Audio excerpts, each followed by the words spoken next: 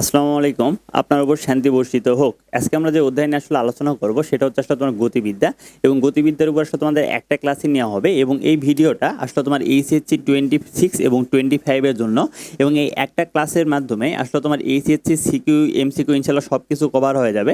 একই সাথে medical plus dental ইনশাআল্লাহ পুরোটাই কভার হয়ে যাবে। একই সাথে তোমার অল ইউনিভার্সিটি, সে তোমার Dhaka university, Jahangirnagar university, Chattogram university, Rajshahi university, গুচ্ছ, একই সাথে তোমার সমস্ত এগ্রিকালচার এটাও কমপ্লিট হয়ে যাবে। একই সাথে তোমার ইঞ্জিনিয়ারিং প্রিপারেশনটাও ইনশাআল্লাহ তোমার কমপ্লিট হয়ে যাবে এবং ইঞ্জিনিয়ারিংয়ে যদি আসলে তুমি টপ করতে চাও তাহলে তোমাকে যে কাজটা করতে হবে এই বেসিকগুলো আয়ত্ত করে নেওয়ার পরে তোমাকে আসলে তোমার ধরনের গাণিতিক পদার্থবিজ্ঞান এই অংশ থেকে আসলে তোমার ধরনের প্রশ্ন সলিউশন করতে হবে। তো সর্বপ্রথম আসলে আমরা দেখে আসি যে কোন টপিকটা কিসের জন্য আসলে তোমার গুরুত্বপূর্ণ। দেখো, সর্বপ্রথম আমাদের সমস্ত বিশ্ববিদ্যালয়ের জন্য যে টপিকগুলো গুরুত্বপূর্ণ সেটা হচ্ছে নাম্বার 1 পড়ন্ত বস্তুর গতি, তারপরে হচ্ছে গতির সমীকরণ, প্রাসের গতি, এগুলো হচ্ছে সবচেয়ে বেশি গুরুত্বপূর্ণ। আর মধ্যম গুরুত্বপূর্ণ হচ্ছে আসলে তোমার গতি বিষয়ক লেখচিত্র এবং সরলরৈখিক গতি। আর সবচেয়ে কম গুরুত্বপূর্ণ হচ্ছে আসলে তোমার বৃত্তীয় গতি। আর মেডিকেল প্লাস ডেন্টালের জন্য সবচেয়ে বেশি গুরুত্বপূর্ণ হচ্ছে আসলে তোমার গতি সংক্রান্ত রাশি এবং গতির সমীকরণ। আর তার চেয়ে তুলনামূলকভাবে মাঝারি গুরুত্বপূর্ণ হচ্ছে প্রাসের গতি, পড়ন্ত বস্তুর গতি, সুষম বৃত্তীয় গতি।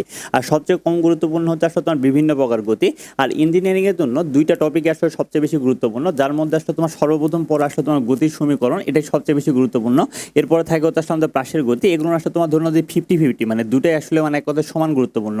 আর এইচএসসির জন্য সবচেয়ে বেশি গুরুত্বপূর্ণ একটা টপিক সবচেয়ে বেশি ভালোভাবে পড়লে হয়, সেটা হচ্ছে আসলে তোমার প্রাসের গতি, ঠিক আছে। এবং এর পাশাপাশিও আসলে আমাদের কখনো আসলে তোমার গতির সমীকরণ এটা আসলে পড়তে হয়, একই সাথে তোমার বৃত্তীয় গতি এটা আসলে তোমার পড়তে হয়। আর দেখো, এই ক্লাসটা কমপ্লিট করার পরে মানে আসলে বেসিকগুলো সব আয়ত্ত করে নেওয়ার পরে তোমার কনফিডেন্স লেভেলটা 0 থেকে 100 করে নেওয়ার জন্য তোমাকে যে কাজটা তুমি আসলে করবা, সাধারণত তোমাদের ক্ষেত্রে আসলে বইয়ের অভাবের কারণে প্র্যাকটিস তোমরা আসলে সঠিকভাবে করতে পারো না। দ্যাটস ওয়াই এই ভিডিওটা যেখান থেকে পোস্ট করে দেওয়া হবে, সেই ভিডিওটার মানে যেখান থেকে পোস্ট করে দেওয়া হবে সেখানে আসলে তোমার ধরুন যে এইচএসসি সিকিউ এমসিকিউ সব কিছুর আসলে তোমার পিডিএফ দিয়ে দেওয়া হবে। একই সাথে মেডিকেল প্লাস ডেন্টালের পিডিএফটা দিয়ে দেওয়া হবে। একই সাথে অল ইউনিভার্সিটি পিডিএফটা দিয়ে দেওয়া হবে। একই সাথে ইঞ্জিনিয়ারিং কোশ্চেন ব্যাংকের পিডিএফটা দিয়ে দেওয়া হবে এবং তুমি এগুলো আসলে চর্চা করে বা এগুলো সব কিছু আসলে সলিউশন করে দেওয়া হবে। তুমি জাস্ট এগুলো দেখে নিয়ে তোমার কনফিডেন্স লেভেলটা 0 থেকে আসলে 100% করে নিতে পারো। তাহলে ধন্যবাদ সবাইকে। এবার আমরা এই সমস্ত টপিক আসলে আলোচনা করব। দেখো, এবার আমরা যে ব্যাপারটা নিয়ে আলোচনা করবো সেটা হচ্ছে গতিবিদ্যা। এই গতিবিদ্যাটা আলোচনা করার আগে সর্বপ্রথম আমরা বলবিদ্যা এই টপিকটা নিয়ে আসলে তোমার আলোচনা করি। এই বলবিদ্যার আসলে শাখা রয়েছে আসলে তোমার দুইটা। একটা হচ্ছে আসলে তোমার স্থিতিবিদ্যা, আরেকটা হচ্ছে আসলে তোমার গতিবিদ্যা। স্থিতিবিদ্যা কি, সেটা হচ্ছে তোমার পদার্থবিজ্ঞানের যে শাখায় একটা বস্তু স্থির না গতি এটা নিয়ে আসলে তোমার আলোচনা করা হয়, সেটাকে সাধারণত আসলে তোমার স্থিতিবিদ্যা বলা হয় এবং এখানে আসলে তোমার বিভিন্ন প্রকার আসলে বল নিয়ে আসলে তোমার আলোচনা করা হয়। আর গতিবিদ্যাটা আসলে তোমার কি, সেটা হচ্ছে আসলে তোমার পদার্থবিজ্ঞানের যে শাখায় গতি এবং গতিক্রিয়া এই দুইটা জিনিস নিয়ে আসলে তোমার আলোচনা করা হয়, সেটাকে সাধারণত আসলে তোমার গতিবিদ্যা বলা হয়। এবং তোমাদের আসলে এইচএসসি লেভেলে স্থিতিবিদ্যা এবং গতিবিদ্যা এটার উপর আসলে ম্যাথ সেকেন্ড পেপারে আসলে তোমার ধরুন এক কথায় দুইটা অধ্যায় আসলে রয়েছে, যে অধ্যায়গুলো তোমাদের কাছে আসলে কঠিন লাগে বলে আসলে তোমরা স্কিপ করো। বাট এই অধ্যায়টা তোমাদের কাছে আসলে এতটা সহজভাবে আসলে তোমার সহজ লাগবে এরকম ভাবে আসলে তোমার ধরুন যে অষ্টম অধ্যায়টা এটা 3টা অধ্যায় আসলে তোমার 3টা ক্লাসে শেষ করে দেওয়া রয়েছে এবং আসলে তোমার নবম অধ্যায়টা এটা আসলে তোমার 4টা ক্লাসে আসলে তোমার শেষ করে দেওয়া রয়েছে। তোমাদের দাদা আসলে ধরুন যে আসলে অল্প সময় আসলে সর্বোচ্চ প্রিপারেশন আসলে নিতে চাও, তোমরা চাইলে আসলে ম্যাথ সেকেন্ড পেপার কোর্সটা আসলে তোমরা ইনরোল করতে পারো, ঠিক আছে। তো দেখো, সর্বপ্রথম আমরা জেনে নিলাম স্থিতিবিদ্যার গতিবিদ্যা কি। এবার আমরা এই গতিবিদ্যা মানে গতি এবং গতিক্রিয়া এই দুইটা নিয়ে আসলে তোমার আলোচনা করব। তো প্রাথমিক অবস্থায় সর্বপ্রথম আমাদের ধরে নাও যে এখানে একটা বস্তু তোমার আসলে তোমার স্থির রয়েছে, আর এখানে একটা বস্তু, এই বস্তুটা আসলে তোমার গতিশীল অবস্থায় রয়েছে অথবা স্থিরও থাকতে পারে, এটা নিয়ে আসলে আমাদের মাথা ব্যথা না। এখন এই স্থির বস্তুর সাপেক্ষে এই বস্তুটার যে গতি হবে এটাকে আসলে বলা হবে আসলে তোমার পরম গতি। অর্থাৎ পরম গতি বলতে আসলে তোমার কি বুঝবো, সেটা হচ্ছে স্থির বস্তুর সাপেক্ষে একটা বস্তু গতিশীল না স্থির এটা বের করার জন্য যে গতিটা নিয়ে ক্যালকুলেশন করা হয় সেটাকে বলা হয় আসলে তোমার পরম গতি। দেখো, সাপোজ ধরে নাও এখানে একটা তোমার বস্তু রয়েছে, এই বস্তুটা হচ্ছে আসলে তোমার গতিশীল। এই গতিশীল বস্তুর সাপেক্ষে এই একটা বস্তু নিয়ে ক্যালকুলেশন করতেছো, এই বস্তুটা তোমার স্থিরও হতে পারে গতিশীল আসলে হতে পারে। অর্থাৎ গতিশীল কোনো বস্তুর সাপেক্ষে একটা বস্তু স্থির না গতিশীল এটা আসলে তোমার বের করার যে প্রসেসটা এটাকে বলা হয় আসলে তোমার আপেক্ষিক গতি। অর্থাৎ আপেক্ষিক গতি বলতে কি বুঝবো, সেটা হচ্ছে গতিশীল বস্তুর সাপেক্ষে একটা বস্তু স্থির না গতিশীল এই জিনিসটা আসলে বের করার যে প্রসেসটা এটাকে বলা হবে আসলে তোমার আপেক্ষিক গতি। এবং তোমাদের বাস্তবে সব রকমের গতি হচ্ছে আসলে তোমার আপেক্ষিক গতি। আর বাস্তবে আসলে কখনোই আসলে তোমার ধরুন যে পরম গতি পাওয়া আসলে তোমার সম্ভব নয়, কারণ আসলে বাস্তবে কোনো বস্তুই আসলে তোমার সারা জীবন আসলে তোমার স্থির থাকে না। তাহলে এই দুইটা জিনিসের মধ্যে পার্থক্য, মেন পার্থক্যটা কি হলো? মেন পার্থক্য একটাই, যে তুমি কার সাপেক্ষে হিসাব করতেছো। যখন তুমি আসলে স্থির বস্তুর সাপেক্ষে হিসাব করতেছো তখন সেটা হচ্ছে পরম গতি, আর তুমি যখন একটা গতিশীল বস্তুর সাপেক্ষে হিসাব করতেছো তখন সেটা হচ্ছে আসলে তোমার আপেক্ষিক গতি। তারপরে দেখো একটা বিন্দু রয়েছে, যে বিন্দুটা হচ্ছে আসলে তোমার 5,6। এই বিন্দুটার অবস্থান নির্ণয় করার জন্য তুমি একটা স্থানাঙ্ক ব্যবস্থা গ্রহণ করলা, সেই স্থানাঙ্ক ব্যবস্থা হচ্ছে এক্স ওয়াই জেড। এখন দেখো এই একটা বিন্দুর অবস্থান, এই অবস্থান নির্ণয় মানে অবস্থান নির্ণয়ের জন্য যে স্থানাঙ্ক ব্যবস্থাটা আসলে তোমার গ্রহণ করা হয় এটাকে সাধারণত বলা হয় প্রসঙ্গ কাঠামো। তাহলে প্রসঙ্গ কাঠামোটা আসলে কি? প্রসঙ্গ কাঠামো হচ্ছে একটা বিন্দুর অবস্থান, এটা আসলে তোমার নির্ণয় করার জন্য যে স্থানাঙ্ক ব্যবস্থা গ্রহণ করা হয় তাকে বলা হয় আসলে তোমার প্রসঙ্গ কাঠামো। আর এই প্রসঙ্গ কাঠামোর সাহায্যে মানে যেই তুমি বিন্দুটার অবস্থান আসলে বের করতেছো, এই বিন্দুর অবস্থানটা আসলে প্রসঙ্গ কাঠামোর সাহায্যে যে বিন্দুর অবস্থান আসলে বের করা হয় সেই বিন্দুটাকে আসলে বলা হয় আসলে তোমার প্রসঙ্গ বিন্দু। এটা কিন্তু আসলে এমসিকিউ এ থাকে যে আসলে তোমার প্রসঙ্গ কাঠামোর সাহায্যে যে বিন্দুর অবস্থান নির্ণয় করা হয় তাকে কি বলা হয়। তাহলে অ্যান্সারটা হচ্ছে সেটাকে বলবো আমরা হচ্ছে প্রসঙ্গ বিন্দু। আর এই প্রসঙ্গ কাঠামো, এই প্রসঙ্গ কাঠামোটা সাধারণত তোমার দুই রকম হয়। একটাকে বলা হয় আসলে তোমার জড় প্রসঙ্গ কাঠামো, আর এটাকে বলা হবে আসলে তোমার অজড় প্রসঙ্গ কাঠামো। এখন দেখো এই জড় প্রসঙ্গ কাঠামো আসলে তোমার কি? সাপোজ ধরে নাও এখানে একটা বস্তু আছে, এই বস্তুটা আসলে তোমার 5 মিটার পার সেকেন্ড বেগে গতিশীল। এখানে আরেকটা বস্তু আছে, এটা আসলে তোমার 5 মিটার পার সেকেন্ড বেগে আসলে তোমার গতিশীল। তাহলে এর সাপেক্ষে এর বেগ, দুইটা বেগ আসলে তোমার সমান না। দ্যাটস ওয়াই তুমি এটাকে বলতে পারো যে আসলে এটা পরস্পরের সাথে আসলে তোমার ধ্রুব বেগে গতিশীল। তাহলে দেখো কোনো প্রসঙ্গ কাঠামোতে দুইটা জিনিসের বেগ যদি পরস্পরের সাথে ধ্রুব বেগে গতিশীল হয় তাহলে সেই প্রসঙ্গ কাঠামোকে আসলে বলা হবে আসলে তোমার জড় প্রসঙ্গ কাঠামো। এবং এই জড় প্রসঙ্গ কাঠামো এটা আসলে তোমার নিউটনের গতি সূত্রের জন্য আসলে তোমার প্রযোজ্য। আর এখানে কোনো প্রকার ত্বরণ এবং মন্দন আসলে তোমার থাকে না।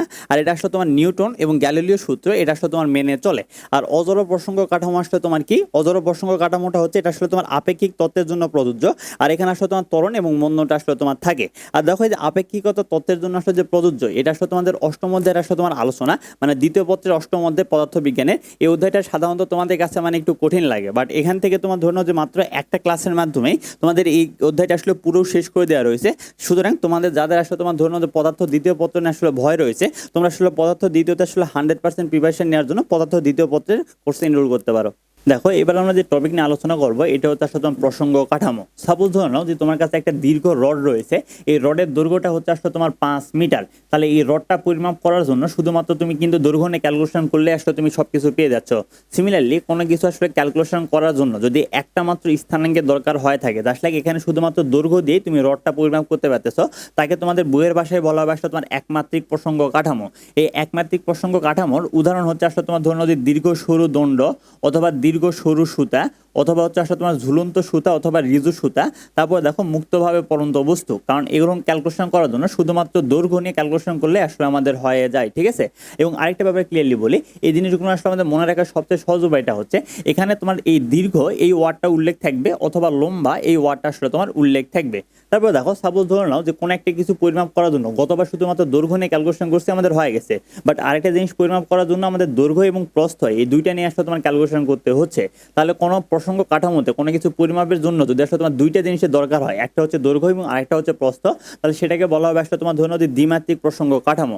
এবং দ্বিমাত্রিক প্রসঙ্গ কাঠামো এটার উদাহরণ হচ্ছে আসলে তোমার পাতলা কাগজ, তারপরে দেখো পাতলা ধাতব পাট, তারপরে হচ্ছে আসলে তোমার টিনের পাট, তারপরে প্রক্ষেপকের গতি মানে হচ্ছে প্রাসের গতি, তারপর দেখো ফুটবল খেলার মাঠে আসলে তোমার গতিশীল ফুটবল। এগুলো সব কিছু আসলে তোমার দ্বিমাত্রিক প্রসঙ্গ কাঠামোর উদাহরণ।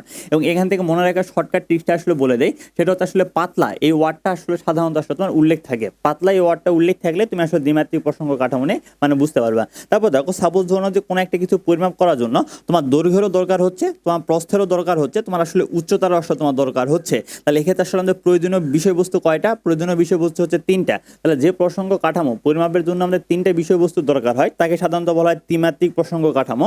এবং ত্রিমাত্রিক প্রসঙ্গ কাঠামো এটা উদাহরণটা হচ্ছে আসলে তোমার টেবিল, তারপর হচ্ছে আসলে তোমার চেয়ার, তারপর হচ্ছে আসলে ইট, তারপর হচ্ছে আসলে তোমার সিলিন্ডার, তারপর হচ্ছে আসলে তোমার উড়ন্ত প্রজাপতি এবং তারপর হচ্ছে আসলে তোমার পাথর।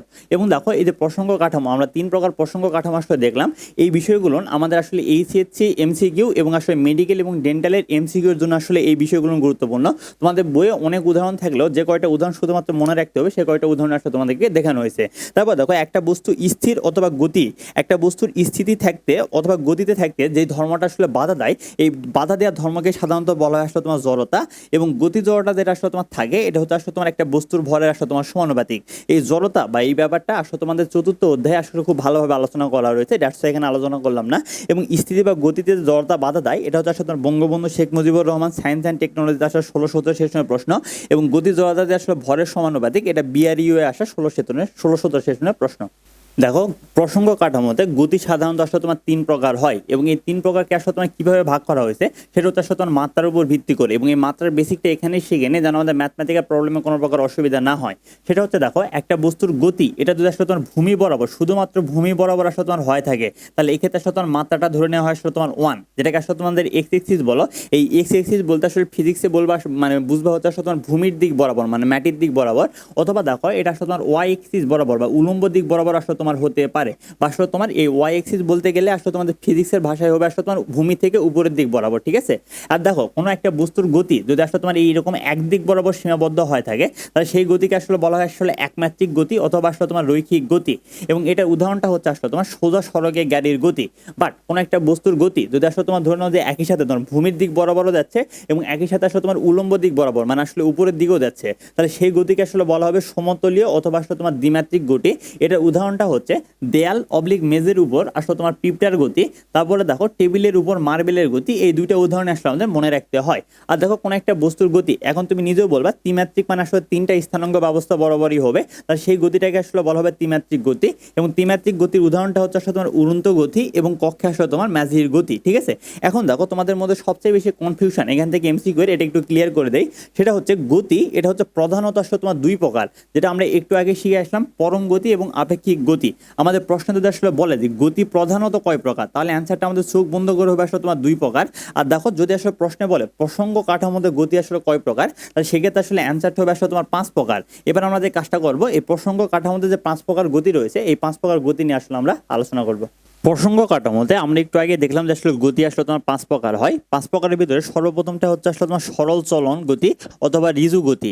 এখন সরল চলন গতি বা ঋজু গতি এটা আসলে কি, সেটা হচ্ছে আসলে কোনো গতি যদি আসলে এমন হয় আসলে গতিটা যখন আসলে হয় সেই সময় আসলে কোনাও ঠিক যে দূরত্ব অতিক্রম করে বস্তু আসলে তোমার সেই দূরত্ব আসলে তোমার অতিক্রম করে, তখন সেই গতিটাকে আসলে বলা হয় সরল চলন গতি বা ঋজু গতি, ঠিক আছে।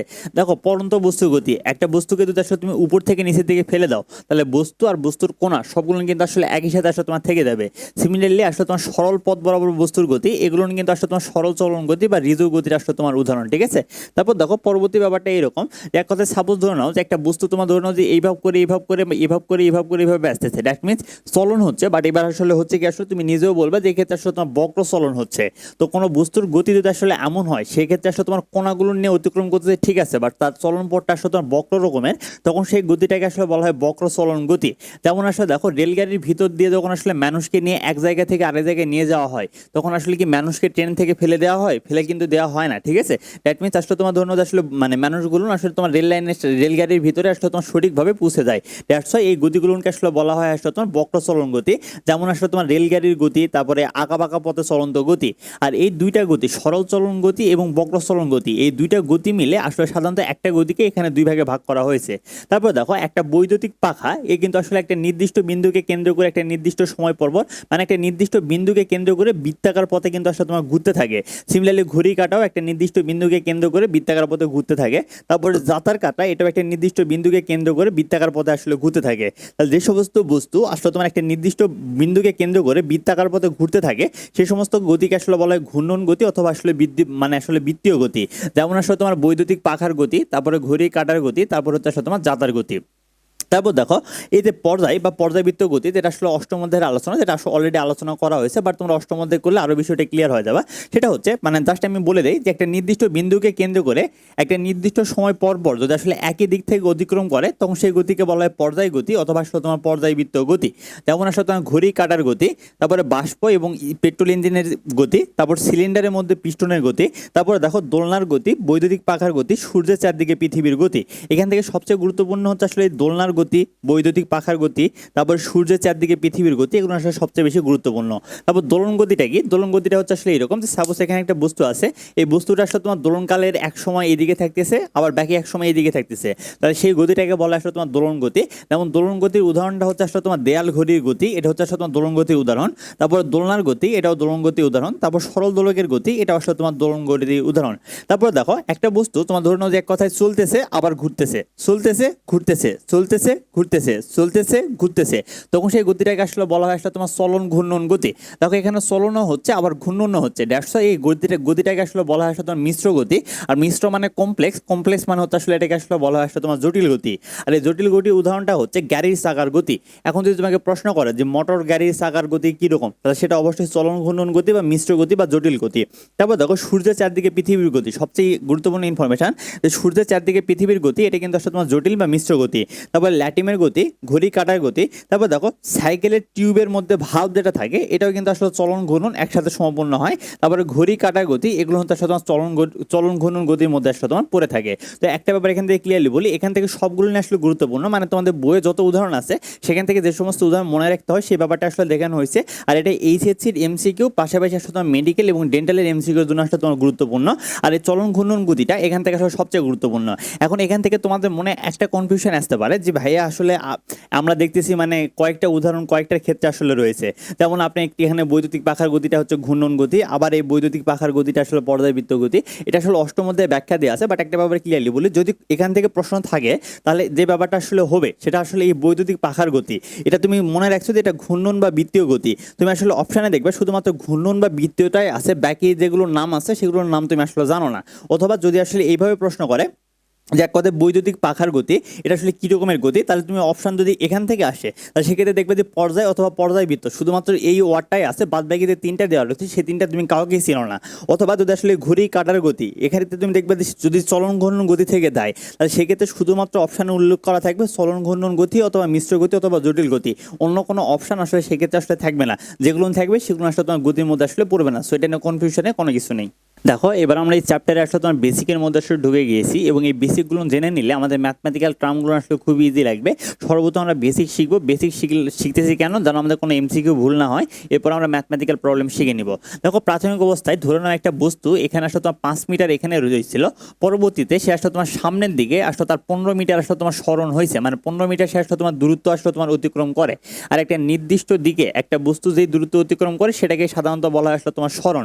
যে স্মরণটাকে সাধারণত আসলে তোমার এস দ্বারা প্রকাশ করা হয়, অথবা তুমি চাইলে আসলে এক্স দ্বারা আসলে তুমি প্রকাশ করতে পারো। তুমি কি দিয়ে প্রকাশ করবে এটা আসলে তোমার নিজস্ব ইচ্ছে, ঠিক আছে। এখন দেখো একটা বস্তু তোমার ধরুন যে 5 মিটার থেকে 15 মিটার এই যে স্মরণটা হয়েছে, এই স্মরণ হইতে তার সময় লাগছে আসলে তোমার 5 সেকেন্ড। এখন দেখো সে আসলে তোমার 5 সেকেন্ডে সেই বস্তুর অবস্থানের পরিবর্তন একটা নির্দিষ্ট দিকে বা স্মরণটা কত হয়েছে সেটা হচ্ছে আসলে তোমার 10 মিটার। তাহলে 1 সেকেন্ডে এখানে তোমার স্মরণের পরিবর্তনটা কত হবে, সেটা হবে আসলে তোমার 10/5।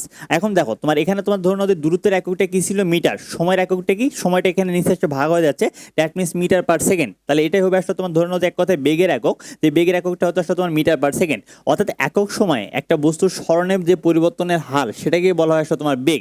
যে বেগটাকে ভেলোসিটি বা ভি দ্বারা আসলে প্রকাশ করা হয়, ভি ফর ভেলোসিটি। এখানে এস দেখো এই ভেলোসিটির সমান এখানে প্রথমে এখানে তোমার 10টা কি ছিল, সেটা ছিল আসলে তোমার স্মরণের পরিবর্তন, দ্যাটস ওয়াই এখানে আমি দেখো 10-এর পরিবর্তে লিখে দিলাম এস। আর এখানে টিটা কি ছিল, টিটা ছিল সময়, দ্যাটস ওয়াই আমি নিচে লিখে দিলাম হচ্ছে আসলে তোমার টি। তাহলে এখানে বেগ ভি ইকুয়াল আসলে তোমার আসতে হচ্ছে তোমার এস বাই টি। এখন একটা ব্যাপারে ক্লিয়ারলি বলি, তুমি এখান থেকে তোমাদের ফিজিক্সে যত রকমের মাত্রা একক রয়েছে সমস্ত মাত্রা একক জাস্ট তুমি 3টা জিনিস আসলে মনে রাখলে তোমার যথেষ্ট হয়ে যাবে। সেটা হচ্ছে তোমাদের ফিজিক্সে যত রকমের দূরত্ব আসলে বুঝাবে সমস্ত দূরত্বের একক হবে আসলে মিটার, এবং এই দূরত্বের মাত্রাটা হবে আসলে তোমার ক্যাপিটাল এল। আর তোমাদের যত জায়গায় আসলে একক হবে আসলে কেজি, ভরের একক সাধারণত হয় কেজি, আর এর মাত্রা হবে আসলে তোমার ক্যাপিটাল এম, আর সময়ের এককটা হবে আসলে তোমার সেকেন্ড, এবং মাত্রা হবে আসলে তোমার ক্যাপিটাল টি। তুমি যদি আসলে 3টা জিনিস মনে রাখো তাহলে আসলে তুমি ফিজিক্সের যে কোনো আসলে তোমার মাত্রা বের করতে পারবা, যে কোনো আসলে মানে এক কথায় এককটা বের করতে পারবা। তাহলে দেখো আমরা বেগের ক্ষেত্রে বের করার চেষ্টা করি। দেখো এখানে এসটা কি ছিল, স্মরণের এককটা বা দূরত্বের এককটা হচ্ছে আসলে তোমার মিটার, আর সময়ের এককটা হচ্ছে তোমার সেকেন্ড, তাহলে হয়ে যাবে আসলে তোমার মিটার পার সেকেন্ড। এখন যদি তুমি মাত্রা বের করতে চাও, দেখো এখানে তোমার এম দূরত্বের মাত্রাটা কি ছিল, ক্যাপিটাল এল না, তাহলে এম এর জায়গায় বসে দাও ক্যাপিটাল এল। আর সময়ের মাত্রাটা কি ছিল, টি, তাহলে এখানে বসে দাও টি। যেহেতু এস ইনভার্স রয়েছে দ্যাটস এখানে আসবে তোমার টি ইনভার্স। এটা হচ্ছে আসলে আমাদের বেগের ফর্মুলা। তারপর দেখো সাপোজ ধরে নাও এখানে বেগের মানটা কত আসছে 2 মিটার, 10কে 5 দিয়ে ভাগ করলে মানটা আসবে 2 মিটার পার সেকেন্ড। এখন এই বস্তুটা suppose 2 metre per second 2 metre per second 2 metre per second বেগে আসলে তোমার যাচ্ছে। দ্যাটস মিনস এখানে আসলে তোমার বেগের কোনো প্রকার পরিবর্তন হচ্ছে না। যেহেতু বেগের কোনো প্রকার কোনো পরিবর্তন হচ্ছে না, দ্যাটস ওয়াই এই সমস্ত বেগকে আসলে বলা হয় আসলে তোমার সমবেগ। অর্থাৎ সমবেগ হচ্ছে কী রকমের বেগ, যেখানে আসলে তোমার বেগের কোনো প্রকার পরিবর্তন হয় না। এখানে আসলে দেখো এই সমবেগ, সমান হচ্ছে সমান, বেগ মানে হচ্ছে বেগ।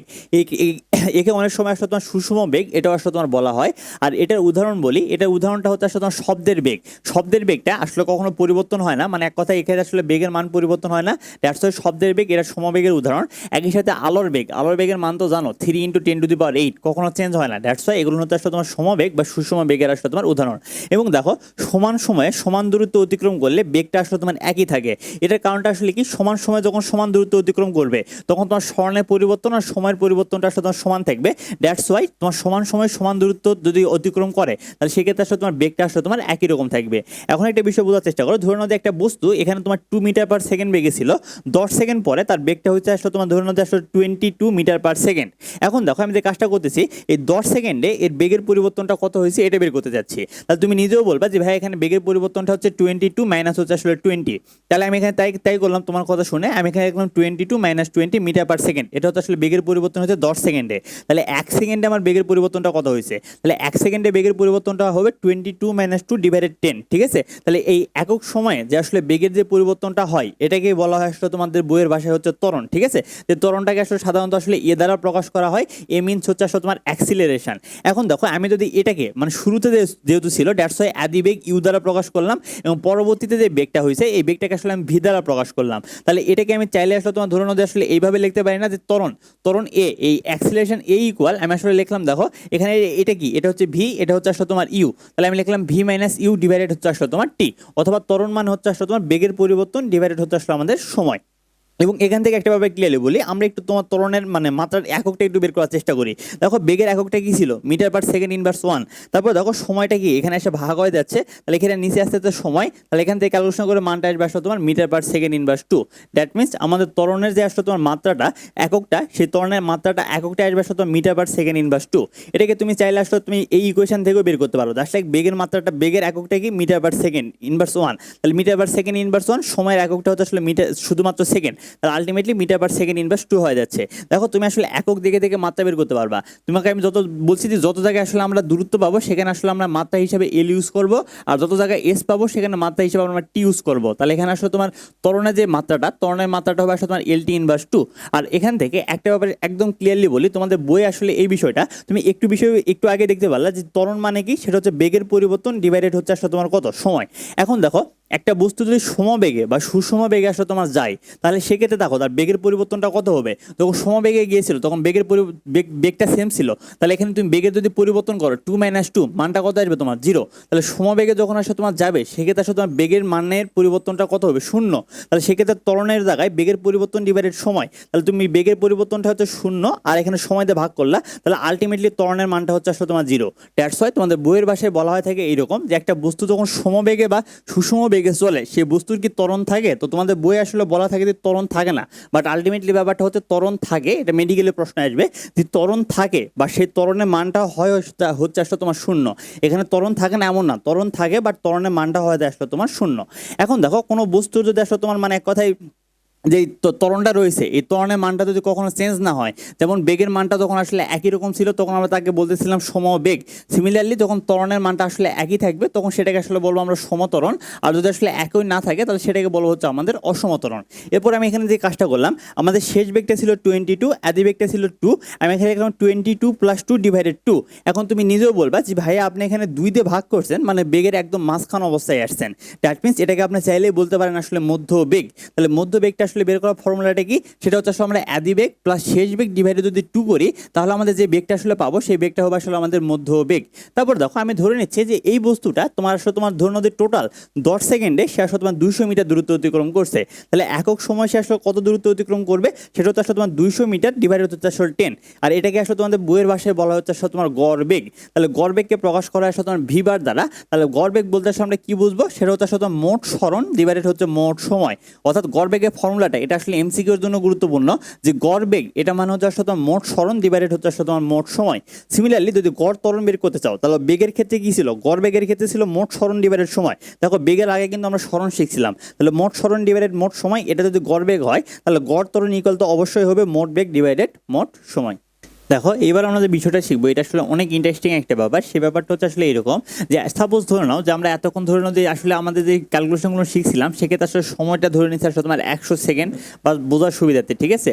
বাট এই সময় মানটা যদি আমি বলি 0.000000000001, তাহলে দেখো এক্ষেত্রে কিন্তু সময়ের ব্যবধানটা কিন্তু আসলে তোমার শূন্যের কাছাকাছি আসলে হলো, ঠিক আছে। এখন এই সময়ের ব্যবধানটা যদি আসলে তোমার শূন্যের কাছাকাছি হয় তখন আসলে আমাদের ব্যাপারগুলো একটু উল্টে যায়, এবং এই ব্যাপারটা আসলে বোঝার জন্য আমাদের ডিফারেন্সিয়েশন বোঝাটা জরুরি। আর তোমাদের কাছে ডিফারেন্সিয়েশন কঠিন লাগবে এটা একটা স্বাভাবিক, বাট ডিফারেন্সিয়েশন মানে পানির মতো সহজ করে মাত্র 5 ঘন্টা ক্লাসের মাধ্যমে আসলে বুঝিয়ে দেওয়া রয়েছে, যার মাধ্যমে শুধুমাত্র ডিফারেন্সিয়েশন তুমি শিখতে পারবে না, আরেকজনকে শিখাইতে পারবা। তো যদি তোমার আসলে দরকার হয় তুমি আসলে ক্লাসগুলোকে ইনরোল করে নিতে পারো। দেখো সর্বপ্রথমে একটা ব্যাপার ক্লিয়ারলি বলি, একটা সমীকরণে যদি ডি, এই ডি এর নিচে যেটা থাকবে এটাকে বলা হবে আসলে তোমার সাপেক্ষে, আর এর সাপেক্ষে উপরে যেটা থাকবে তার হবে আসলে তোমার পরিবর্তন। আমি কথাটা আরেকবার রিপিট করি, নিচে যেটা থাকবে সেটা হবে আসলে তার সাপেক্ষে, আর এর সাপেক্ষে উপরে যেটা থাকবে সেটা হবে আসলে তোমার তার পরিবর্তন, ঠিক আছে। দ্যাটস লাইক তোমাদের বইয়ে সরণকে সাধারণত প্রকাশ করা হয় এস দিয়ে অথবা আসলে এক্স দিয়ে। এখন দেখো আমি এখানে লিখতেছি ডিএস ডিভাইডেড ডিটি, মানে সময় সাপেক্ষে সরণের পরিবর্তনের হার। তাহলে সময় সাপেক্ষে সরণের পরিবর্তন এটা মানে আসলে আমাদের বেগ ছিল না, বেগ মানে আসলে আমাদের কি ছিল, সরণ ভাগ সময়। এটা আসলে আমাদের কখন, যখন আসলে আমাদের সময় নিয়ে আসলে কোনো অসুবিধা নাই, বাট সময়ের ব্যবধানটা যদি আসলে তোমার শূন্যের কাছাকাছি হয় তখন আসলে তোমার সময় সাপেক্ষে সরণের পরিবর্তনের যে হারটা এটাকে বলা হবে আসলে তোমার তাৎক্ষণিক বেগ। এই তাৎক্ষণিক বেগ এই এস এর জায়গায় কখন আসলে যদি তুমি আসলে এক্স ইউজ করো তাহলে সেক্ষেত্রে ফর্মুলাটা আসবে ডিএক্স ডিভাইডেড ডিটি, এবং এটা হবে আসলে তোমার তাৎক্ষণিক বেগ। এখন দেখো আমি এখানে লিখতেছি ডিভি ডিভাইডেড ডিটি, এটা মানে কি সময়ের ব্যবধানটা যদি শূন্যের কাছাকাছি হয় তাহলে সময় সাপেক্ষে বেগের পরিবর্তন। তাহলে সময় সাপেক্ষে বেগের পরিবর্তন, বেগ ভাগ সময় মানে কি ছিল, আমাদের ত্বরণ ছিল না, বাট এইবার ব্যাপার হচ্ছে সময়ের ব্যবধানটা হয়ে যাচ্ছে আমাদের শূন্যের কাছাকাছি। সময়ের ব্যবধানটা শূন্যের কাছাকাছি হলে সময় সাপেক্ষে বেগের যে পরিবর্তনটা এটাকে আসলে বলা হবে আসলে তোমার তাৎক্ষণিক ত্বরণ। এবং এই তাৎক্ষণিক ত্বরণ, তাহলে দেখো এই তাৎক্ষণিক ত্বরণকে এখানে আমি লিখলাম d square x divided dt square, এর মাধ্যমে আসলে প্রকাশ করা হয়। এবং কি কেন এটার মাধ্যমে প্রকাশ করা হয় সে ব্যাপারটা ক্লিয়ারলি বলি, এখানে ডি টি স্কোয়ার মানে এখানে তোমার সময় সাপেক্ষে এখানে এক্স কে আসলে তোমার দুইবার ডিফারেন্সিয়েশন করা হবে, এখানে তোমার টি এর উপর স্কোয়ার মানে আসলে তোমার দুইবার ডিফারেন্সিয়েশন। দেখো প্রাথমিক অবস্থায় তুমি যখন আসলে সময় সাপেক্ষে যদি সরণকে ডিফারেন্সিয়েশন করো তুমি পাবা হচ্ছে আসলে বেগ, এবং বেগকে যদি পুনরায় যদি আসলে তুমি সময় সাপেক্ষে ডিফারেন্সিয়েশন করো তাহলে তুমি পাবা হচ্ছে আসলে ত্বরণ। এবং এটা আসলে তোমার কিন্তু তোমাদের কিন্তু আসলে এমসিকিউ এ থাকে, ঠিক আছে, তাৎক্ষণিক ত্বরণ নিচে আসলে তোমার কোনটি। তারপর দেখো যদি সময়ের ব্যবধানটা এবার আসলে তোমার 100 পরিবর্তে আমি এখানে লিখতে আসলে তোমার 10 সেকেন্ড। এখন তুমি নিজেও বলবা যে ভাই 100 তুলনায় 10টা হচ্ছে অতি অল্প সময়। এখন অতি অল্প সময়ে একটা বস্তুর সরণের মানে সময় সাপেক্ষে সরণের যে পরিবর্তন এটাকে বলা হয় আসলে তোমার প্রকৃত বেগ, এবং অতি অল্প সময়ে সময় সাপেক্ষে বেগের যে পরিবর্তন এটাকে বলা হয় আসলে তোমার প্রকৃত ত্বরণ। এটা কিন্তু আসলে তোমাদের এমসিকিউ এর জন্য গুরুত্বপূর্ণ যে আসলে তোমার অতি অল্প সময়ে সময় সাপেক্ষে সরণের পরিবর্তনটা কি, অ্যান্সারটা হচ্ছে আসলে তোমার প্রকৃত বেগ। আর দেখো গতি প্লাস দ্রুতি এই দুটো আসলে তোমার ধরো যে বলের উপর ভিত্তি করে আসলে তোমার কাজ করে, আর গতি আর দ্রুতি এই দুটো আসলে কার উপর ভিত্তি করে কাজ করবে, অ্যান্সারটা হচ্ছে আসলে তোমার বলের উপর ভিত্তি করে কাজ করবে। এখন দেখো একটা বস্তু 10 সেকেন্ডে আসলে তোমার 200 মিটার দূরত্ব আসলে তোমার অতিক্রম করতেছে, তাহলে 1 সেকেন্ডে যে দূরত্বটা অতিক্রম করবে সেটাকে সাধারণত তার মানে দ্রুতি আসলে তোমার বলা হয়, কারণ দ্রুতিতে হচ্ছে আসলে তোমার স্কেলার এবং বেগটা হচ্ছে আসলে তোমার ভেক্টর। এখন দেখো এই ক্ষেত্রে আসলে তোমাদের গড় দ্রুতি থাকে, এই গড় দ্রুতি এটা মানে হচ্ছে আসলে তোমার মোট দূরত্ব ডিভাইডেড হচ্ছে আসলে তোমার মোট সময়। এই ফর্মুলাটা একটু মনে রাখবা, আমরা যখন ম্যাথমেটিক্যাল টার্ম করবো তখন বিষয়টা ক্লিয়ার হয়ে যাবে। আর দেখো এই গড় দ্রুতি বের করার আরেকটা ফর্মুলা হচ্ছে 2 ইন্টু দুইটা বেগ আর নিচে হচ্ছে দুইটা বেগের আসলে তোমার যোগফল। এখন দেখো একটা বস্তু সাপোজ ধরুন যে 5 মিটার পার সেকেন্ড ইনভার্স সমত্বরণে আসলে তোমার চলতেছে, তাহলে তুমি নিজেও বলবা যে আসলে এই ক্ষেত্রে তাৎক্ষণিক ত্বরণটা যদি তোমাকে বের করতে বলি সেই তাৎক্ষণিক ত্বরণটা হবে আসলে তোমার 5 এবং গড় ত্বরণের মানটা হবে আসলে তোমার 5। অর্থাৎ সমত্বরণে যদি একটা বস্তু চলাচল করে তাহলে তার তাৎক্ষণিক ত্বরণ এবং গড় ত্বরণ এই দুইটা হবে আসলে তোমার সমান। তারপর দেখো দুটি যে যন্ত্রের সাহায্যে পরিমাপ করা হয় তার নাম হচ্ছে আসলে তোমার স্পিডোমিটার। এখন এই ব্যাপারটা দেখো কঠিন লাগার কিছু নাই, দেখো এখানে দ্রুতি মান হচ্ছে আসলে দেখো তোমার স্পিড, এই স্পিড থেকে আসছে স্পিডোমিটার। আর দেখো বেগ মান হচ্ছে আসলে তোমার ভেলোসিটি, এই ভেলোসিটি থেকে আসছে আসলে তোমার ভেলাটোমিটার। অর্থাৎ দুটি পরিমাপের যন্ত্রের নাম হচ্ছে স্পিডোমিটার এবং বেগ পরিমাপের যন্ত্রের নাম হচ্ছে আসলে তোমার ভেলাটোমিটার। আর প্রান্তিক বেগে নিট ত্বরণটা আসলে তোমার শূন্য হয়, এটা আসলে আমরা ইনফরমেশন হিসেবে আসলে তোমার মনে রাখবো। আরও ইনফরমেশন আমরা মনে রাখবো সেটা হচ্ছে সরণ বস্তুর গতিপথের উপর আসলে তোমার নির্ভর করে না, অর্থাৎ বস্তুর গতিপথটা কীরকম এটার উপর আসলে তোমার সরণ আসলে তোমার নির্ভর করে না। আর জড় কাঠামো এটা সাধারণত সাধারণত তোমার জড়তা নীতির উপর আসলে তোমার নির্ভরশীল, অর্থাৎ জড় কাঠামোটা এটা আসলে তোমার জড়তা নীতির উপর নির্ভরশীল, আর গড়বেগটা সবসময় আসলে তোমার আদিবেগের চেয়ে বেশি হবে। তাহলে ইনফরমেশনগুলো একটু রিভিউ করে দেই। সময়ের ব্যবধানটা শূন্যের কাছাকাছি হলে সময় সাপেক্ষে স্মরণের যে পরিবর্তন এটাকে বলা হবে তাৎক্ষণিক বেগ, আর সময় সাপেক্ষে বেগের যে পরিবর্তন এটাকে বলা হবে তাৎক্ষণিক ত্বরণ। এই তাৎক্ষণিক ত্বরণকে তুমি চাইলে লিখতে পারো d²x ডিভাইডেড dt স্কোয়ার। আর বলের উপর ভিত্তি করে গড় এবং জ্যোতি দুইটাই কাজ করে। সময়ের ব্যবধান অতি অল্প সময়ে সময় সাপেক্ষে স্মরণের যে পরিবর্তন এটাকে বলা হবে প্রকৃত বেগ, এবং অতি অল্প সময়ে সময় সাপেক্ষে বেগের যে পরিবর্তন এটাকে বলা হবে প্রকৃত ত্বরণ। আর দেখো 5 মিটার পার সমত্বরণে যদি একটা বস্তু চলাচল করে তাহলে তার তাৎক্ষণিক ত্বরণ এবং গড় ত্বরণ এই দুইটা আসলে সমান হবে। আর প্রান্তিক বেগে আসলে তোমার নিট ত্বরণটা হবে আসলে তোমার 0। দ্রুতি পরিমাপের যন্ত্রের নাম হচ্ছে স্পিডোমিটার, বেগ পরিমাপের যন্ত্রের নাম হচ্ছে ভেলোমিটার। আর গড় দ্রুতি বের করা ফর্মুলাটা হচ্ছে 2 × 2টা বেগ ডিভাইডেড 2টা বেগের যোগফল। আর দেখো স্মরণ এটা বস্তুর গতিপথের উপর নির্ভর করে না, জড় কাঠামো এটা আসলে নির্ভরশীল বস্তুর জড়তা নীতির উপর, আর গড়বেগ সবসময় আসলে তোমার আদিবেগের চেয়ে বেশি। দেখো এবার আসলে আমরা ধরে নেব যে এক কথায় সূত্র নিয়ে ক্যালকুলেশন করবো। তো সূত্র নিয়ে ক্যালকুলেশন করার আগে যে বিষয়গুলো আসলে আমাদের মনে রাখলে ম্যাথমেটিক্যাল প্রবলেম আসলে কিছুই মনে হবে না, আমরা সর্বপ্রথম সেই বেসিকটা আসলে আলোচনা করে নিব, এবং সর্বপ্রথম এখান থেকে এমসিকিউ সলিউশনের জন্য যা যা দরকার সেই ব্যাপারটা আলোচনা করে পরবর্তীতে আমরা ম্যাথমেটিক্যাল প্রবলেম সলিউশন করবো। তার সাথে দেখো এস ইকুয়াল ভিটি এই ইকুয়েশনটা আসলে আমরা কখন ইউজ করব। এখানে এসটা কি, এসটা হচ্ছে অতিক্রান্ত দূরত্ব, আর ভিটা হচ্ছে আসলে সমবেগ, এবং টিটা হচ্ছে আসলে তোমার সময়। আমাদের প্রশ্নের যত জায়গায় সমবেগ এই কথাটা আসলে উল্লেখ করা থাকে সেই সময় আমরা এস ইকুয়াল ভিটি আসলে তোমার এই ইকুয়েশনটা আসলে ইউজ করব। এবং এই ইকুয়েশনটা সাধারণত আসলে আমাদের ভূমি বরাবর অতিক্রান্ত দূরত্ব অথবা মাটি বরাবর অতিক্রান্ত দূরত্ব, বা আসলে ম্যাথমেটিক্যাল ভাষায় আসলে আনুভূমিক দূরত্ব অতিক্রান্ত জন্য আসলে তোমার ব্যবহার করা হয়। তারপর দেখো S equal UT plus half এ টি স্কোয়ার এই ইকুয়েশনটা আসলে আমরা কখন ইউজ করব। দেখো আমাদের যত জায়গায় প্রশ্ন আসলে বলা হবে স্থির অবস্থা থেকে আসলে তোমার যাত্রা শুরু করতে, তাহলে স্থির অবস্থায় আসলে তোমার আদিবেগের মানটা এটা কিন্তু আসলে 0 হয়, ইউ এর মানটা হয় 0, এটা আসলে মনে রাখবো। আর তোমাদের ইন্টারমিডিয়েটে এই ইউ এর পরিবর্তে আসলে তোমার ভি নোট এইটা আসলে ইউজ করা হয়। এখন ভি নোট ইউজ করা হোক বা ইউ ইউজ করা হোক এটা আসলে কোনো মাথা ব্যথা নেই, আলটিমেটলি তুমি বিষয়টা বুঝতে পারতেছো কিনা এটা আসলে বুঝলেই হবে। তাহলে দেখো আমাদের যত জায়গায় প্রশ্নে আসলে স্থির অবস্থা থেকে অতিক্রান্ত দূরত্ব বের করতে বলবে সেই জায়গায় আসলে আমাদের S equal UT plus half এ টি স্কোয়ার এটা আসলে আমরা ইউজ করবো। আর এখানে স্থির অবস্থা দ্যাট মিন্স আসলে তোমার আদিবেগের মানটা হবে আসলে তোমার সবসময় 0। তারপর দেখো v square equal you square plus 2as, এখানে ভিটা হচ্ছে আসলে তোমার শেষ বেগ, ইউটা হচ্ছে আসলে তোমার আদিবেগ, আর এটা হচ্ছে আসলে তোমার ত্বরণ, আর এসটা হচ্ছে আসলে তোমার স্মরণ। এক্ষেত্রে দেখো তোমাদের ম্যাথমেটিক্যাল প্রবলেমের যত রকমের প্রবলেমের শেষে দেখবে যে আসলে গাড়ি থেমে গিয়েছে বা আসলে কোনো কিছু হয়েছে বা আসলে গুলি কতটুকু ভেদ করবে, সমস্ত জায়গায় আসলে আমাদের এই কোয়েশ্চেনটা ইউজ করতে হবে। অর্থাৎ যত জায়গায় আমাদের থেমে যাবে বা ভেদ করবে এই কথাগুলো উল্লেখ থাকবে তখন আসলে আমরা এই ইকুয়েশনটা আসলে ইউজ করব। এবং যেহেতু আসলে তোমার থেমে যাচ্ছে দ্যাট মিনস একটা গাড়ি যাত্রা শুরু করে যদি থেমে যায় দ্যাট মিনস তার শেষ বেগের মানটা হয় আসলে তোমার 0। অর্থাৎ এই ক্ষেত্রে আসলে সবসময় আমাদের শেষ বেগের মানটা হবে আসলে তোমার 0। এবং প্রশ্নে সাধারণত আমাদের ত্বরণের মানটা আসলে বের করতে বলা হবে, এবং প্রশ্নে আমাদের স্মরণের মানটা আসলে তোমার গিভেন করা থাকবে। তার লাইক দেখো এক্ষেত্রে যদি আমরা ত্বরণের মানটা বের করতে চাই এখানে শেষ বেগের মানটা আমরা 0 বসাই দিলাম। তাহলে দেখো এখানে 0 equal you square plus 2as, তাহলে 2s থেকে যদি এক পাশে রাখো তাহলে ইউ স্কোয়ারটা এই পাশে হয়ে যাবে তোমার মাইনাস ইউ স্কোয়ার, তাহলে ত্বরণ এ ইকুয়াল হবে তোমার minus you square divided 2s। এক্ষেত্রে ত্বরণ না হয় আসলে তোমার মন্দন হয়, যেহেতু আসলে তোমার থেমে যাচ্ছে দ্যাট মিনস বেগের মানটা আসলে তোমার হ্রাস পাচ্ছে, দ্যাটস ওয়াই এক্ষেত্রে আসলে তোমার মন্দনটাই আসলে তোমার হয়ে থাকে। আর এটা বের করার জন্য আসলে মন্দনটার আসলে আমরা পজিটিভ মান নেই, আর এটা বের করার জন্য শর্টকাট প্রসেসটা একটু ক্লিয়ারলি বলি। আমাদের প্রশ্নে যে বেগটা থাকবে সেই বেগের উপর শুধুমাত্র আমরা স্কোয়ার করবো, আর নিচে আমরা লিখবো 2 × s মানে হচ্ছে আসলে তোমার অতিক্রান্ত দূরত্ব, তাহলে আসলে আমাদের হয়ে যাবে। আর এখান থেকে দ্বিতীয় প্রশ্ন আমাদের ম্যাথমেটিক্যাল টার্মে চাওয়া হয় কার্যকরী বল, তাহলে কার্যকরী বল এপি ইকুয়াল হয় হচ্ছে আমাদের এম এ। তাহলে দেখো এখানে এম মানে বস্তুর ভরটা প্রশ্নে গিভেন করা থাকবে, আর ত্বরণের মানটা তোমরা উপর থেকে ক্যালকুলেশন করে নিচ্ছি। আর দেখো তোমাদের জন্য সবচেয়ে গুরুত্বপূর্ণ যেটা নিয়ে আসলে তোমাদের 9, 10 আসলে অসুবিধা হতো, এই ব্যাপারটা নিয়ে আসলে কোনো অসুবিধা থাকবে না। সেটা হচ্ছে আসলে এততম সেকেন্ডে অতিক্রান্ত দূরত্ব বা এততম সেকেন্ডে অতিক্রান্ত দূরত্ব এটা বের করার যে প্রসেসটা হবে দেখো সেই প্রসেসটা হবে আসলে তোমার you plus half A 2t - 1। আমি আরেকবার রিপিট করি, you plus half A 2t - 1। তোমাকে প্রশ্নে সাধারণত বলা হয় যে আসলে তোমার স্থির অবস্থা থেকে একটা বস্তু যাত্রা শুরু করছে তার সপ্তমতম সেকেন্ডে বা অষ্টমতম সেকেন্ডে বা নবমতম সেকেন্ডে অতিক্রান্ত দূরত্ব, দ্যাট মিনস যততম সেকেন্ডে বলবে। দেখো জাস্ট লাইক আমি তোমাকে বলতেছি এক্ষেত্রে আসলে স্থির অবস্থা থেকে সাধারণত যাত্রা শুরু করে, দ্যাটস এক্ষেত্রে ইউ এর মানটা হয় আসলে তোমার 0। আর দেখো এক্ষেত্রে তোমার ত্বরণের মানটা আমি বললাম আসলে তোমার 2 মিটার পার সেকেন্ড ইনভার্স 2, তাহলে তার সপ্তমতম সেকেন্ডে অতিক্রান্ত দূরত্ব আসলে আমাদের বের করে দেখাও। তাহলে দেখো এস অফ 7 মানে সপ্তমতম সেকেন্ডে অতিক্রান্ত দূরত্ব, এখানে ইউ এর মানটা হচ্ছে 0, তাহলে হাফ এটা হচ্ছে ত্বরণের মানটা হচ্ছে 2 ইন্টু 2t মাইনাস 1, টি এর মানটা এখানে 7, 2t মাইনাস 1 করলে দেখো এখানে হাফ আর 2টা কেটে যাচ্ছে, তাহলে 7 দুগুণ 14 থেকে 1 বিয়োগ করলে মানটা আসবে তোমার 13। এভাবে তোমার যততম সেকেন্ড বলবে তুমি আসলে ক্যালকুলেশন করে আসলে তুমি বের করতে পারবা। আর দেখো যেহেতু আমরা ম্যাথমেটিক্যাল টার্মের দিকে আসলে আগাবো সামনের দিকে, দ্যাটস ওয়াই তোমাদের সামনে সমানুপাতিক ব্যস্তানুপাতিকের যে বিষয়টা শিখেছিলাম এই বিষয়টা আসলে আমি আরেকবার রিভিউ করে দিই, যেন আসলে তোমাদের ম্যাথমেটিক্যাল টার্মগুলো আসলে তোমার সহজ হয়ে যায়, বা আসলে এমবিবিএস প্রশ্ন বা বোর্ড প্রশ্ন এগুলো আসলে আমরা খুবই সহজে সলিউশন করতে পারি।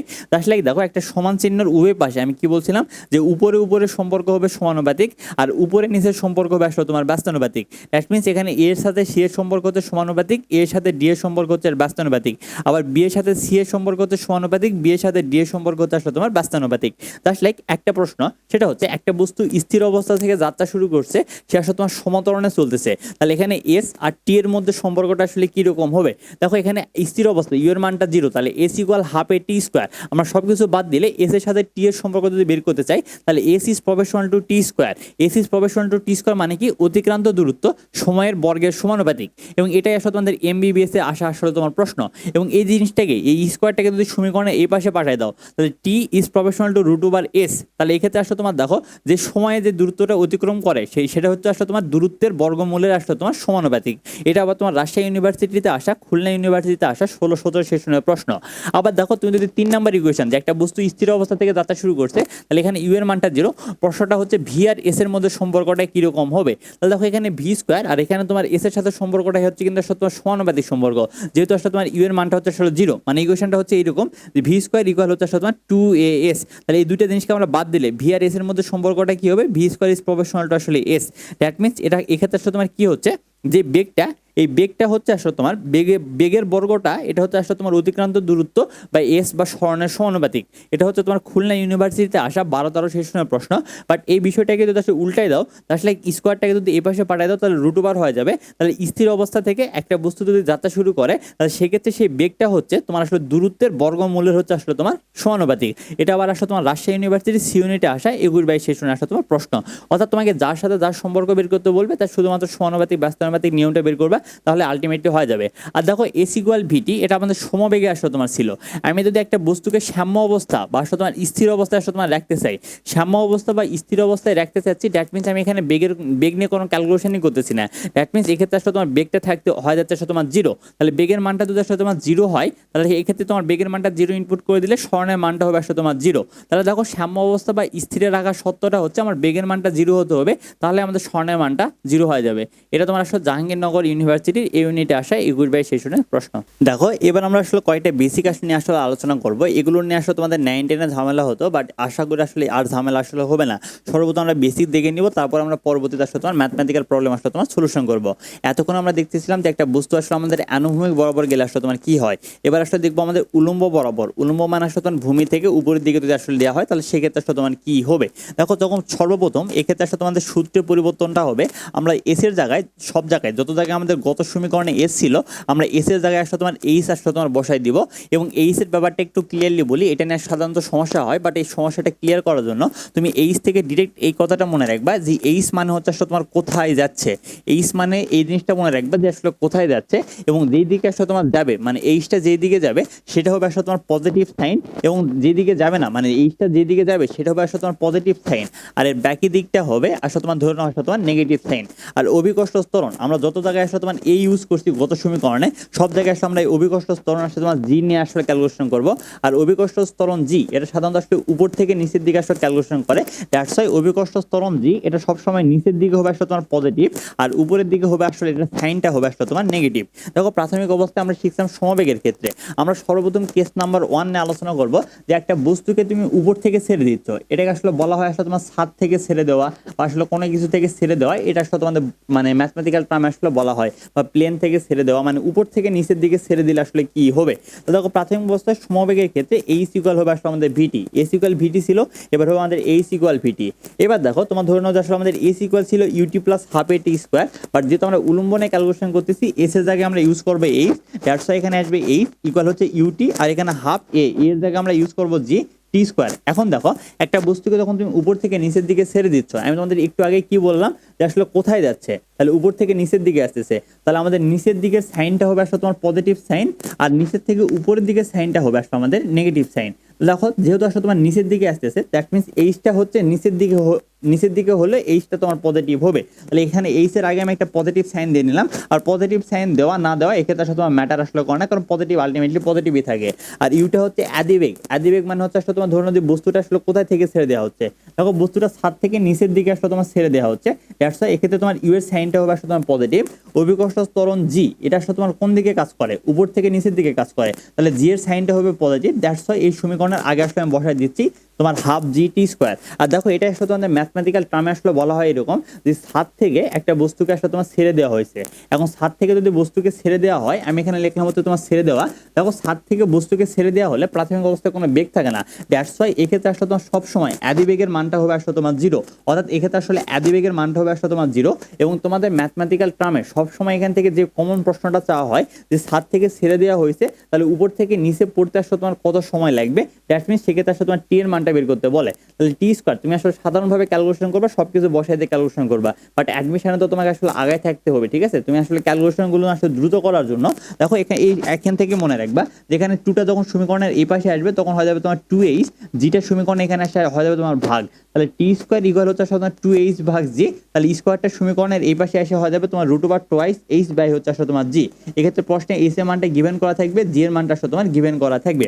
তারপর দেখো ভি স্কোয়ার ইকুয়াল আমরা শিখছিলাম U square plus two A S, তাহলে এখানে ভি স্কোয়ার, এখানে ইউ স্কোয়ার, আর এখানে টু ইন্টু এর জায়গায় আমরা ইউজ করবো কি জি, আর এস এর জায়গায় ইউজ করবো হচ্ছে সামনে আমাদের এইচ। এটা অনেক ইন্টারেস্টিং একটা ব্যাপার। দেখো এক্ষেত্রে আসলে এইচটা কি আমরা উপর থেকে নিচের দিকে ছেড়ে দিয়েছি, দ্যাট মিনস আমাদের নিচের দিকটা হচ্ছে পজিটিভ, তাহলে আমি এখানে দেখো এইচ এর জন্য আমাদের সাইনটা হবে আসলে পজিটিভ। তারপর দেখো জি এর জন্য সাইনটা হবে আসলে তোমার পজিটিভ, এখানে এইচ আর জি গুণাকারে আছে, তাহলে দুইটা পজিটিভকে গুণ করলে আলটিমেটলি আসলে তোমার পজিটিভই হয়, দ্যাটস ওয়াই এক্ষেত্রে সূত্রটা হবে v square equal you square plus two g h. তারপর দেখো আমাদের শেষ বেগের ফর্মুলাটা কি ছিল, ভি ইকুয়াল ইউ প্লাস এটি, আর এখানে আমরা কি ইউজ করবো ইউ, আর এখানে আমরা ইউজ করবো হচ্ছে তোমার জিটি। এখন দেখো এই জিটা নিচের দিকে তোমার পজিটিভ না, আর একটা বস্তুকে তোমার উপর থেকে নিচের দিকে আসলে তুমি ছেড়ে দিয়েছো, দ্যাট মিনস আমাদের জি এর বরাবরই কাজ করতেছে, তাহলে এই ফর্মুলায় কোনো চেঞ্জ আসবে না, জাস্ট আমাদের আসবে হচ্ছে আসলে তোমার ভি ইকুয়াল ইউ প্লাস হচ্ছে আসলে তোমার জিটি। বাট দেখো এবার আমরা কেস নাম্বার 2 নিয়ে আলোচনা করব। এবার একটা বস্তুকে তুমি আসলে উপর থেকে ছেড়ে না দিয়ে তুমি আসলে নিচ থেকে উপরের দিকে আসলে তুমি নিক্ষেপ করছো, অর্থাৎ তোমাদের প্রশ্নেই বলা হবে আসলে তোমার নিচ থেকে উপরের দিকে আসলে তোমার নিক্ষেপ করা হয়েছে। তাহলে দেখো আমাদের এইচ এর ফর্মুলাটা কি ছিল, কোথায় যাচ্ছে, এইচটা এবার যাচ্ছে আসলে তোমার নিচ থেকে উপরের দিকে, তাহলে এবার এইচটা তোমার উপরের দিকে হবে আসলে তোমার পজিটিভ, ঠিক আছে? এই বিষয়টা আমরা মনে রাখবো। আর জিটা কি, জিটা হচ্ছে আসলে তোমার সবসময় নিচের দিকে হচ্ছে আসলে পজিটিভ, এটা অনেক ইন্টারেস্টিং একটা ব্যাপার। তাহলে সমবেগের ক্ষেত্রে আমাদের কোনো চেঞ্জ আসবে না, এইচ ইকুয়াল হবে আসলে আমাদের ভিটি, কারণ এইচটা যেদিকে যাবে সেই দিকটা হবে আমাদের পজিটিভ দিক। তারপর দেখো দ্বিতীয় সূত্র ছিল এইচ ইকুয়াল ইউটি, আর এখানে হাফ জি টি স্কোয়ার। দেখো এইচটা তো উপরের দিকে যাচ্ছে, তাহলে উপরের দিকটা হচ্ছে পজিটিভ, এখানে ইউটা বস্তুকে উপরের দিকে নিয়ে যাচ্ছে, দ্যাটস ওয়াই এখানে ইউটা হচ্ছে পজিটিভ। আর এখানে দেখো হাফ জিটা হচ্ছে আসলে তোমার অভিকর্ষ ত্বরণ, এটা কাজ করে আসলে তোমার নিচের দিকে, যেহেতু আসলে তোমার ধরে নাও যে নিচের দিকে কাজ করে, বাট তুমি আসলে বস্তুটাকে নিক্ষেপ করছো আসলে তোমার উপরের দিকে, তাহলে দেখো দুইটা কি আসলে বিপরীত হয়ে যাচ্ছে না, মানে এক্ষেত্রে আসলে তোমার অভিকর্ষ ত্বরণটা নিচের দিকে হচ্ছে পজিটিভ, বাট বস্তুটাকে নিক্ষেপ করছে উপরের দিকে, দ্যাটস ওয়াই এক্ষেত্রে আসলে তোমার জি এর আগে তোমার একটা মাইনাস সাইন চলে আসবে, এবং এক্ষেত্রে ফর্মুলাটা আসলে হবে আসলে তোমার ইউটি মাইনাস হাফ জি টি স্কোয়ার। সিমিলারলি দেখো তোমার ভি স্কোয়ার ইকুয়াল ছিল তোমার u square two g H.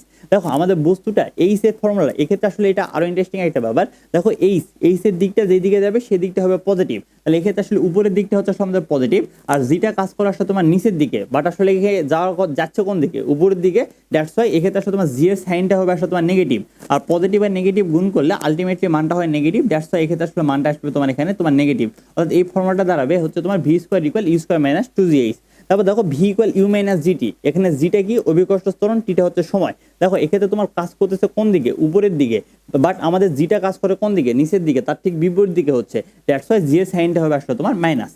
এখন এখান থেকে দেখো জাস্ট এত কথা না বলে জাস্ট একটা শর্টকাট ট্রিক্স বলি, সেই শর্টকাট ট্রিক্সটা হচ্ছে আমরা বস্তুকে যখন আসলে তোমার নিচ থেকে উপর দিকে নিক্ষেপ করবো, ঠিক সেই সময় আসলে আমাদের সবগুলো সাইনই হবে আসলে তোমার নেগেটিভ, অর্থাৎ এই জায়গায় যতগুলো পজিটিভ আছে এখানে আসলে তোমার নেগেটিভ হবে।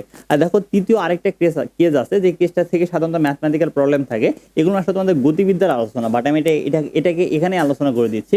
দেখো সেই কেসটা হচ্ছে আসলে এরকম যে একটা বস্তুকে তুমি একটা ছাদ থেকে উপরের দিকে নিক্ষেপ করছো, এবং বস্তুটা পরবর্তীতে আসলে তোমার ভূমিতে আসলে তোমার পতিত হয়েছে, অর্থাৎ এক্ষেত্রে কি হয়েছে, একটা ছাদের উপর থেকে তুমি ডিরেক্ট ছেড়ে দাও নাই, তুমি ছাদের উপর থেকে আসলে তুমি নিক্ষেপ করছো, মানে একটা বস্তুকে তুমি ছাদের উপর থেকে আসলে নিক্ষেপ করছো, পরবর্তীতে সেটা আসলে তোমার ধরো যে ভূমিতে চলে আসছে।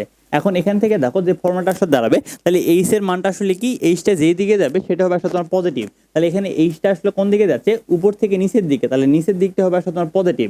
আর ইউটা কি, ইউটা হচ্ছে অ্যাদিবেগ, অ্যাদিবেগটা মানে আসলে তুমি কোন দিকে নিক্ষেপ করতেছো, এখানে ইউটা কিন্তু আসলে তোমার উপরের দিকে কাজ করতেছে। দেখো এক্ষেত্রে আসলে তোমার নিচের দিকটা হচ্ছে পজিটিভ, বাট তোমার ইউটা হচ্ছে আসলে উপরের দিকে, তাহলে এক্ষেত্রে তোমার ইউ এর আগে চলে আসবে আসলে তোমার একটা মাইনাস সাইন। আর দেখো জিটা কি, জিটা হচ্ছে অভিকর্ষ ত্বরণ, অভিকর্ষ ত্বরণ কাজ করার পথে নিচের দিকে, নিচের দিকে হলে হবে আসলে তোমার পজিটিভ, যেহেতু আসলে এই দুইটা সাইন আসলে মিলে যাচ্ছে এইচ এর সাথে, দ্যাটস ওয়াই এক্ষেত্রে এই ফর্মুলাটা হবে minus UT plus half GT square.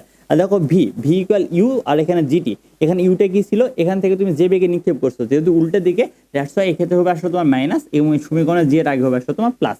অর্থাৎ আমি একটু সামারি করে দিই, সামারিটা হচ্ছে এরকম যে একটা বস্তুকে যদি আসলে উপর থেকে ছেড়ে দেওয়া হয় তাহলে সব সমীকরণ হবে প্লাস, নিচ থেকে উপরের দিকে নিক্ষেপ করা হলে সব সমীকরণ হবে মাইনাস, বাট ছাদের উপর থেকে, মানে এক কথায় ছাদের উপর থেকে যদি আসলে নিক্ষেপ করা হয় তাহলে সেক্ষেত্রে আসলে তোমার ইউ এর আগে জাস্ট মাইনাস হবে এবং জি এর আগে হবে আসলে তোমার প্লাস। দেখো এবার আমরা আরো কয়েকটা বেসিক শিখবো, সেই বেসিকটা হচ্ছে এরকম, যেখানে তোমার ধরে নাও একটা বস্তু ছিল, এই বস্তুকে আসলে তুমি ইউ অ্যাদিবেগে আসলে নিক্ষেপ করছো, তারপর সেই বস্তুটা আসলে উঠতে উঠতে উঠতে উঠতে সর্বোচ্চ এখানে আসছে, এখন এখানে আসার পর সে আসলে উপরে উঠতে পারে নাই।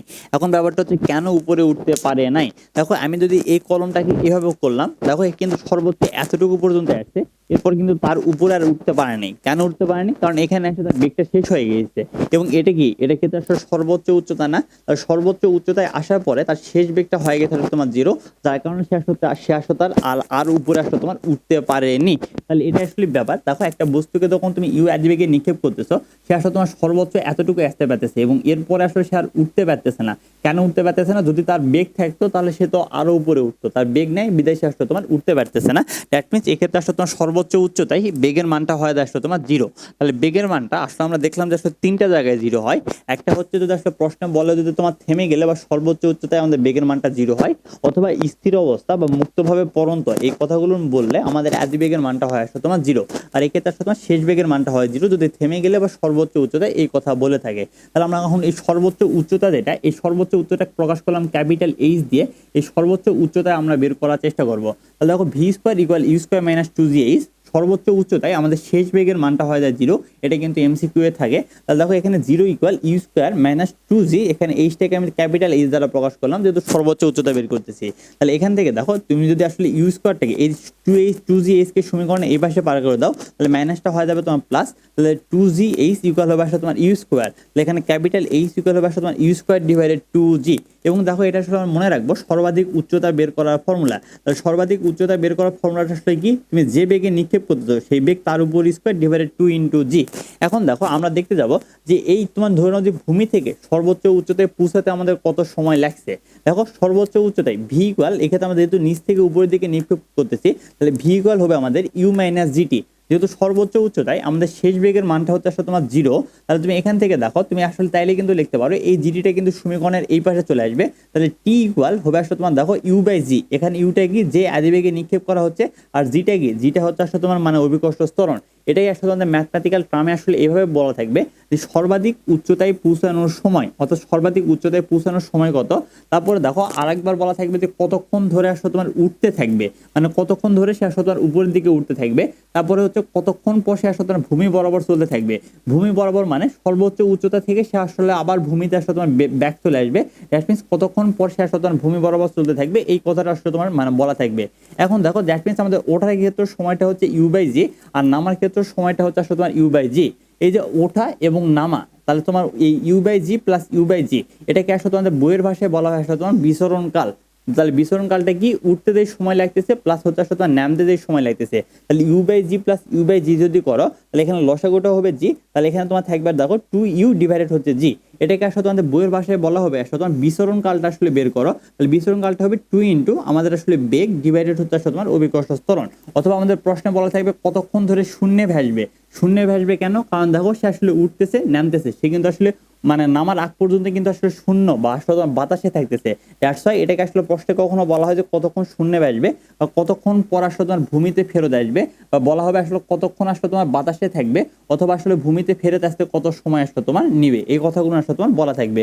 তাহলে আমি তোমাকে বললাম যে একটা বস্তু তোমার ধরে নাও যে আসলে তোমার 10 সেকেন্ড ধরে শূন্যে ভাসছে, তাহলে সে আসলে তোমার ধরে নাও যে আসলে শুরু থেকে সর্বাধিক উচ্চতায় পৌঁছাতে তার কত সময় লাগবে। সে দেখো সে 10 সেকেন্ড ধরে শূন্যে ভাসছে, দ্যাট মিনস তার বিচরণকালের মানটা হচ্ছে আসলে তোমার 10 সেকেন্ড। আর বিচরণকাল মানে কি আসলে তোমার একবার ওঠা এবং হচ্ছে আসলে একবার নামা। তাহলে ওঠার ক্ষেত্রে টি, নামার ক্ষেত্রে আসলে তোমার টি। তাহলে এক্ষেত্রে তোমার 2t ইকুয়াল হচ্ছে আসলে তোমার 10 সেকেন্ড। তাহলে টি ইকুয়াল এটা হবে কিন্তু আসলে তোমার 5 সেকেন্ড। এবং এটা সাধারণত একটা মেডিকেলে আসা একটা তোমার প্রশ্ন, খুবই ইজি প্রশ্ন যদি তুমি আসলে বেসিক ইউজ করো। দেখো এই যে বেসিকটা শেখানো হলো, এই বেসিকের উপর ভিত্তি করে তোমাদের সব ম্যাথমেটিক্যাল প্রবলেম থাকে।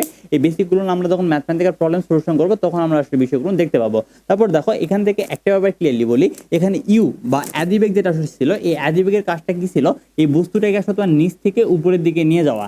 আর আমি এটাকে বলবো যে তুমি আসলে যত পারো স্টার দিয়ে এটা আসলে মনে রাখবা যে এই ইউটা বলতে আসলে তোমার বোঝায় সেটা হচ্ছে বস্তুকে আসলে তোমার উপরের দিকে নিয়ে যাওয়া। মানে উপরের দিকে নিয়ে যাইতে যে বেগটা ব্যবহার করা হয় সেটা হচ্ছে আসলে তোমার ইউ। এটা আসলে কেন বললাম, এটা লেকচারের কোনো একটা অংশে তুমি আসলে বুঝতে পারবে। দেখো এবার আমরা যে বেসিকগুলো শিখলাম, এই বেসিকের ভিত্তি করে আসলে তোমার ম্যাথমেটিক্যাল প্রবলেম সলিউশন করব এবং প্রতিটি অধ্যায়ের মতো এই অধ্যায়ে যত শর্টকাট রয়েছে সমস্ত শর্টকাট নিয়ে আসলে আমরা আলোচনা করব। তো সর্বপ্রথম আসলে আমরা শর্টকাট টাইপের ম্যাথমেটিক্যাল প্রবলেম সলিউশন করি এবং এই টাইপের ম্যাথমেটিক্যাল প্রবলেম সাধারণত তোমাদের এইচএসসি রিটেনে কখনো কোনোদিন আসবে না। এগুলো আসলে তোমার মেডিকেল, ভার্সিটি, তারপর আসলে তোমার ধরো ইঞ্জিনিয়ারিং এ আসে। আসলে আমরা শর্টকাট প্রসেসটা আসলে তোমার শিখে নেব। তো প্রাথমিক অবস্থায় এই প্রশ্নটা হচ্ছে এরকম যে তোমার কাছে একটা গুলি ছিল, এই গুলিটা আসলে তোমার 9 সেন্টিমিটার আসলে প্রবেশ করার পরে তার বেগটা হয়ে গেছে আসলে প্রাথমিক বেগের আসলে তোমার অর্ধেক। সে আর গুলিটা আর কত দূর প্রবেশ করে আসলে তোমার থেমে যাবে। তো এই ক্ষেত্রে আসলে আমরা শর্টকাট প্রসেসটা মনে রাখবো যে কত দূর প্রবেশ করে থেমে যাবে সেটা হচ্ছে আসলে এক্স। এই এক্স ইকুয়াল হবে আসলে তোমার S divided N square minus 1। এখানে এসটা কি, এসটা হচ্ছে আসলে কত সেন্টিমিটার প্রবেশ করেছে। আর তোমার ধরে নাও যে আসলে এনটা কি, এন এর ব্যাপারটা আসলে অনেক ইন্টারেস্টিং একটা ব্যাপার। যদি আসলে আমাদের গুলির বেগ তারা আমাদের বলছে যে 9 সেন্টিমিটার প্রবেশ করার পরে আসলে তোমার অর্ধেক হয়ে গেছে, তারা আমাদের যা বলবে এন এর মানটা হবে আসলে তোমার তার উল্টা। তারা আমাদের যদি বলে অর্ধেক, তাহলে আসলে আমাদের এন এর মানটা দেখো হাফের উল্টা হবে আসলে তোমার 2। যদি আসলে এন এর মানটা যদি আমাদের বলতে যে গুলির বেগ হয়ে গেছে সেটা 1/3, তাহলে সেক্ষেত্রে আসলে তোমার এন এর মানটা হতো আসলে তোমার 3। যদি আমাদের বলতো আসলে বেগের মান হয়ে গেছে আসলে 1/4, তাহলে সেক্ষেত্রে আসলে তোমার ধরে নাও যে মানটা আসতো আসলে তোমার 4। অর্থাৎ এন এর মানটা খুবই ইন্টারেস্টিং, আমাদের যা বলবে তার ইনভার্সটা আমরা করে দিলেই আসলে আমরা এন এর মানটা আসলে তোমার পেয়ে যাবো। তাহলে গুলি আর কত দূর প্রবেশ করে থেমে যাবে। তাহলে দেখো এক্ষেত্রে আসলে এস এর মানটা আসলে 9 সেন্টিমিটার, গুলির বেগের মানটা হয়ে গেছে আসলে অর্ধেক, দ্যাটস এখানে এন এর মানটা হবে আসলে 2। তাহলে এখানে তোমার 9 ডিভাইডেড 2 স্কয়ার মাইনাস 1 ক্যালকুলেশন করলে আসলে তুমি মানটা আসলে তুমি পেয়ে যাবে। ঠিক আছে, অর্থাৎ মূল শর্টকাট প্রসেসটা হচ্ছে এরকম যে আসলে S divided N square minus 1, যেখানে এসটা হচ্ছে কত সেন্টিমিটার প্রবেশ করছে, এনটা আসলে কি, এনটা হচ্ছে আসলে বেগটা আসলে কি হয়েছে। যদি বলে যা বলবে তার ইনভার্স আমরা বসাই দিব। অর্ধেক বললে আসলে হবে আসলে 2, যদি আসলে 1/3 বলে তাহলে মানটা হবে আসলে তোমার 3, যদি বলে আসলে 1/5 হয়েছে তাহলে এন এর মানটা হবে আসলে তোমার 5। জাস্ট লাইক দেখো একটা গুলি তোমার 0.04 মিটার প্রবেশ করার পরে তার বেগটা হয়ে গেছে আসলে অর্ধেক, সে আর কত দূর প্রবেশ করে আসলে তোমার থেমে যাবে। এটা তোমার ঢাকা ইউনিভার্সিটি, রাজশাহী ইউনিভার্সিটি 15-16 শেষ আসা প্রশ্ন এবং একই সাথে তোমার জাহাঙ্গীরনগর ইউনিভার্সিটি আসা 16-17 শেষ প্রশ্ন। তাহলে কত দূর প্রবেশ করে থেমে যাবে, তাহলে এস ডিভাইডেড এখানে এস এর মানটা হচ্ছে আসলে তোমার 0.04, যেহেতু গুলির বেগের মানটা হয়ে গেছে আসলে অর্ধেক, দ্যাটস এখানে আমরা লিখবো 2 এর উপর স্কয়ার মাইনাস 1, ক্যালকুলেশন করে মানটা আসবে 0.013 মিটার। দেখো পরবর্তী প্রশ্নটা হচ্ছে গুলিটা আসলে প্রবেশ করছে আসলে তোমার 0.08 মিটার, তারপরে তার বেগের মানটা হয়ে গেছে আসলে অর্ধেক, সে আর কত দূর প্রবেশ করে থেমে যাবে। এটা কুয়েটে আসা 17-18 সেশনের প্রশ্ন এবং জেইউ এনএসটিউ আসা 17-18 সেশনের প্রশ্ন। তাহলে এই ক্ষেত্রে আসলে এক্স এর formula same, S divided N square minus 1। তারা আমাদের বলতে আসলে গুলির বেগ হয়ে গেছে অর্ধেক, দ্যাটস ওয়াই এন এর মানটা বসাবো 2। তাহলে 2 এর উপর স্কয়ার মাইনাস 1, তাহলে এখান থেকে ক্যালকুলেশন করে এক্স এর মানটা আসলে আসবে তোমার 0.267 মিটার এবং এটাকে যদি সেন্টিমিটারে কনভার্ট করতে চাও তাহলে 100 দিয়ে গুণ করবা, মানটা আসবে তোমার 2.67 সেন্টিমিটার। দেখো টাইপ 2 তে আমরা আসি। টাইপ 2টা হচ্ছে যদি আসলে আমাদের বলে যে একটা তোমার ধরে নাও যে ভিতরে প্রবেশ করার পরে তার বেগটা হ্রাস পায় অথবা বেগটা আসলে হারায়, তাহলে আর কত দূর প্রবেশ করবে। তাহলে সেক্ষেত্রে আসলে প্রবেশের ফর্মুলাটা হবে x equal S into N minus 1 তার উপর স্কোয়ার ডিভাইডেড 2n মাইনাস 1। এখানেও এস এর পরিচয়টা আসলে আমাদের সেম, এস এর পরিচয়টা হচ্ছে আসলে আমাদের কতটুকু প্রবেশ করছে, এন এর পরিচয়টাও সেম। আমাদের প্রশ্ন যদি বলে আসলে গুলির বেগ অর্ধেক হারাইছে তাহলে এন এর মানটা হবে আসলে তোমার 2। যদি আসলে বলে যে আসলে গুলির বেগ আসলে 1/3 হারাইছে তাহলে এন এর মানটা হবে আসলে তোমার 3। অর্থাৎ যা বলবে তার উল্টা মানটা আমরা বসাই দিব, তাহলে হয়ে যাবে। জাস্ট লাইক আমাদের প্রশ্নটা হচ্ছে এরকম যে 10 সেন্টিমিটার পুরো একটা তোমার তক্তা ছিল যেখানে একটা গুলি 4 সেন্টিমিটার প্রবেশ করার পর তার বেগ আসলে তোমার 2/3 অংশ আসলে তোমার হ্রাস পায়, তাহলে সে আর কত দূর প্রবেশ করবে। তাহলে এটা আসলে তোমার শাস্তে আসা 19-20 সেশনের প্রশ্ন। তাহলে এক্ষেত্রে আসলে আমাদের প্রসেসটা সেম, এস এর মানটা এক্ষেত্রে আসলে তোমার 4 সেন্টিমিটার, যেহেতু তারা বলছে যে বেগের মানটা 2/3 হ্রাস পায়, তাহলে এন এর মানটা যা দেওয়া প্রশ্নে দেওয়া থাকবে তার উল্টাটা বসাবো। তারা দিয়ে রেখেছে আমাদের 2/3, তাহলে এন এর মানটা হবে আসলে তোমার 3/2। তাহলে এখান এখান থেকে বসাই দিয়ে ক্যালকুলেশন করে তোমার মানে কথাই এক্স এর মানটা আসলে চলে আসবে এবং মানটা আসলে আসবে তোমার 0.5 সেন্টিমিটার। তারপর দেখো পরবর্তী প্রশ্নটা একই রকম যে 4 সেন্টিমিটার প্রবেশ করার পর একটা গুলির বেগ হচ্ছে আসলে 1/3 অংশ হ্রাস পেয়েছে, সে আর কত দূর প্রবেশ করবে। তাহলে এই ক্ষেত্রে সেম প্রসেসটা, যেহেতু তারা সম্বন্ধে বলছে যে আসলে 1/3 অংশ হ্রাস পেয়েছে, তাহলে এটার উল্টা এন এর মানটা হবে তার উল্টা, তাহলে 1/3 উল্টা হবে আসলে তোমার 3। তাহলে এখান থেকে যখন তুমি ক্যালকুলেশন করবে, ক্যালকুলেশন করে দেখো এস এর মানটা হচ্ছে 4 সেন্টিমিটার, এন এর মানটা হচ্ছে 3, এখানে বসাই দিয়ে এক্স এর মানটা আসলে আসবে তোমার 3.2 সেন্টিমিটার। এটা বঙ্গবন্ধু শেখ মুজিবুর রহমান সায়েন্স অ্যান্ড টেকনোলজিতে আসা 19 সেশনের প্রশ্ন। তারপর দেখো পরবর্তী যে টাইপটা রয়েছে, পরবর্তী টাইপে আমরা আসি।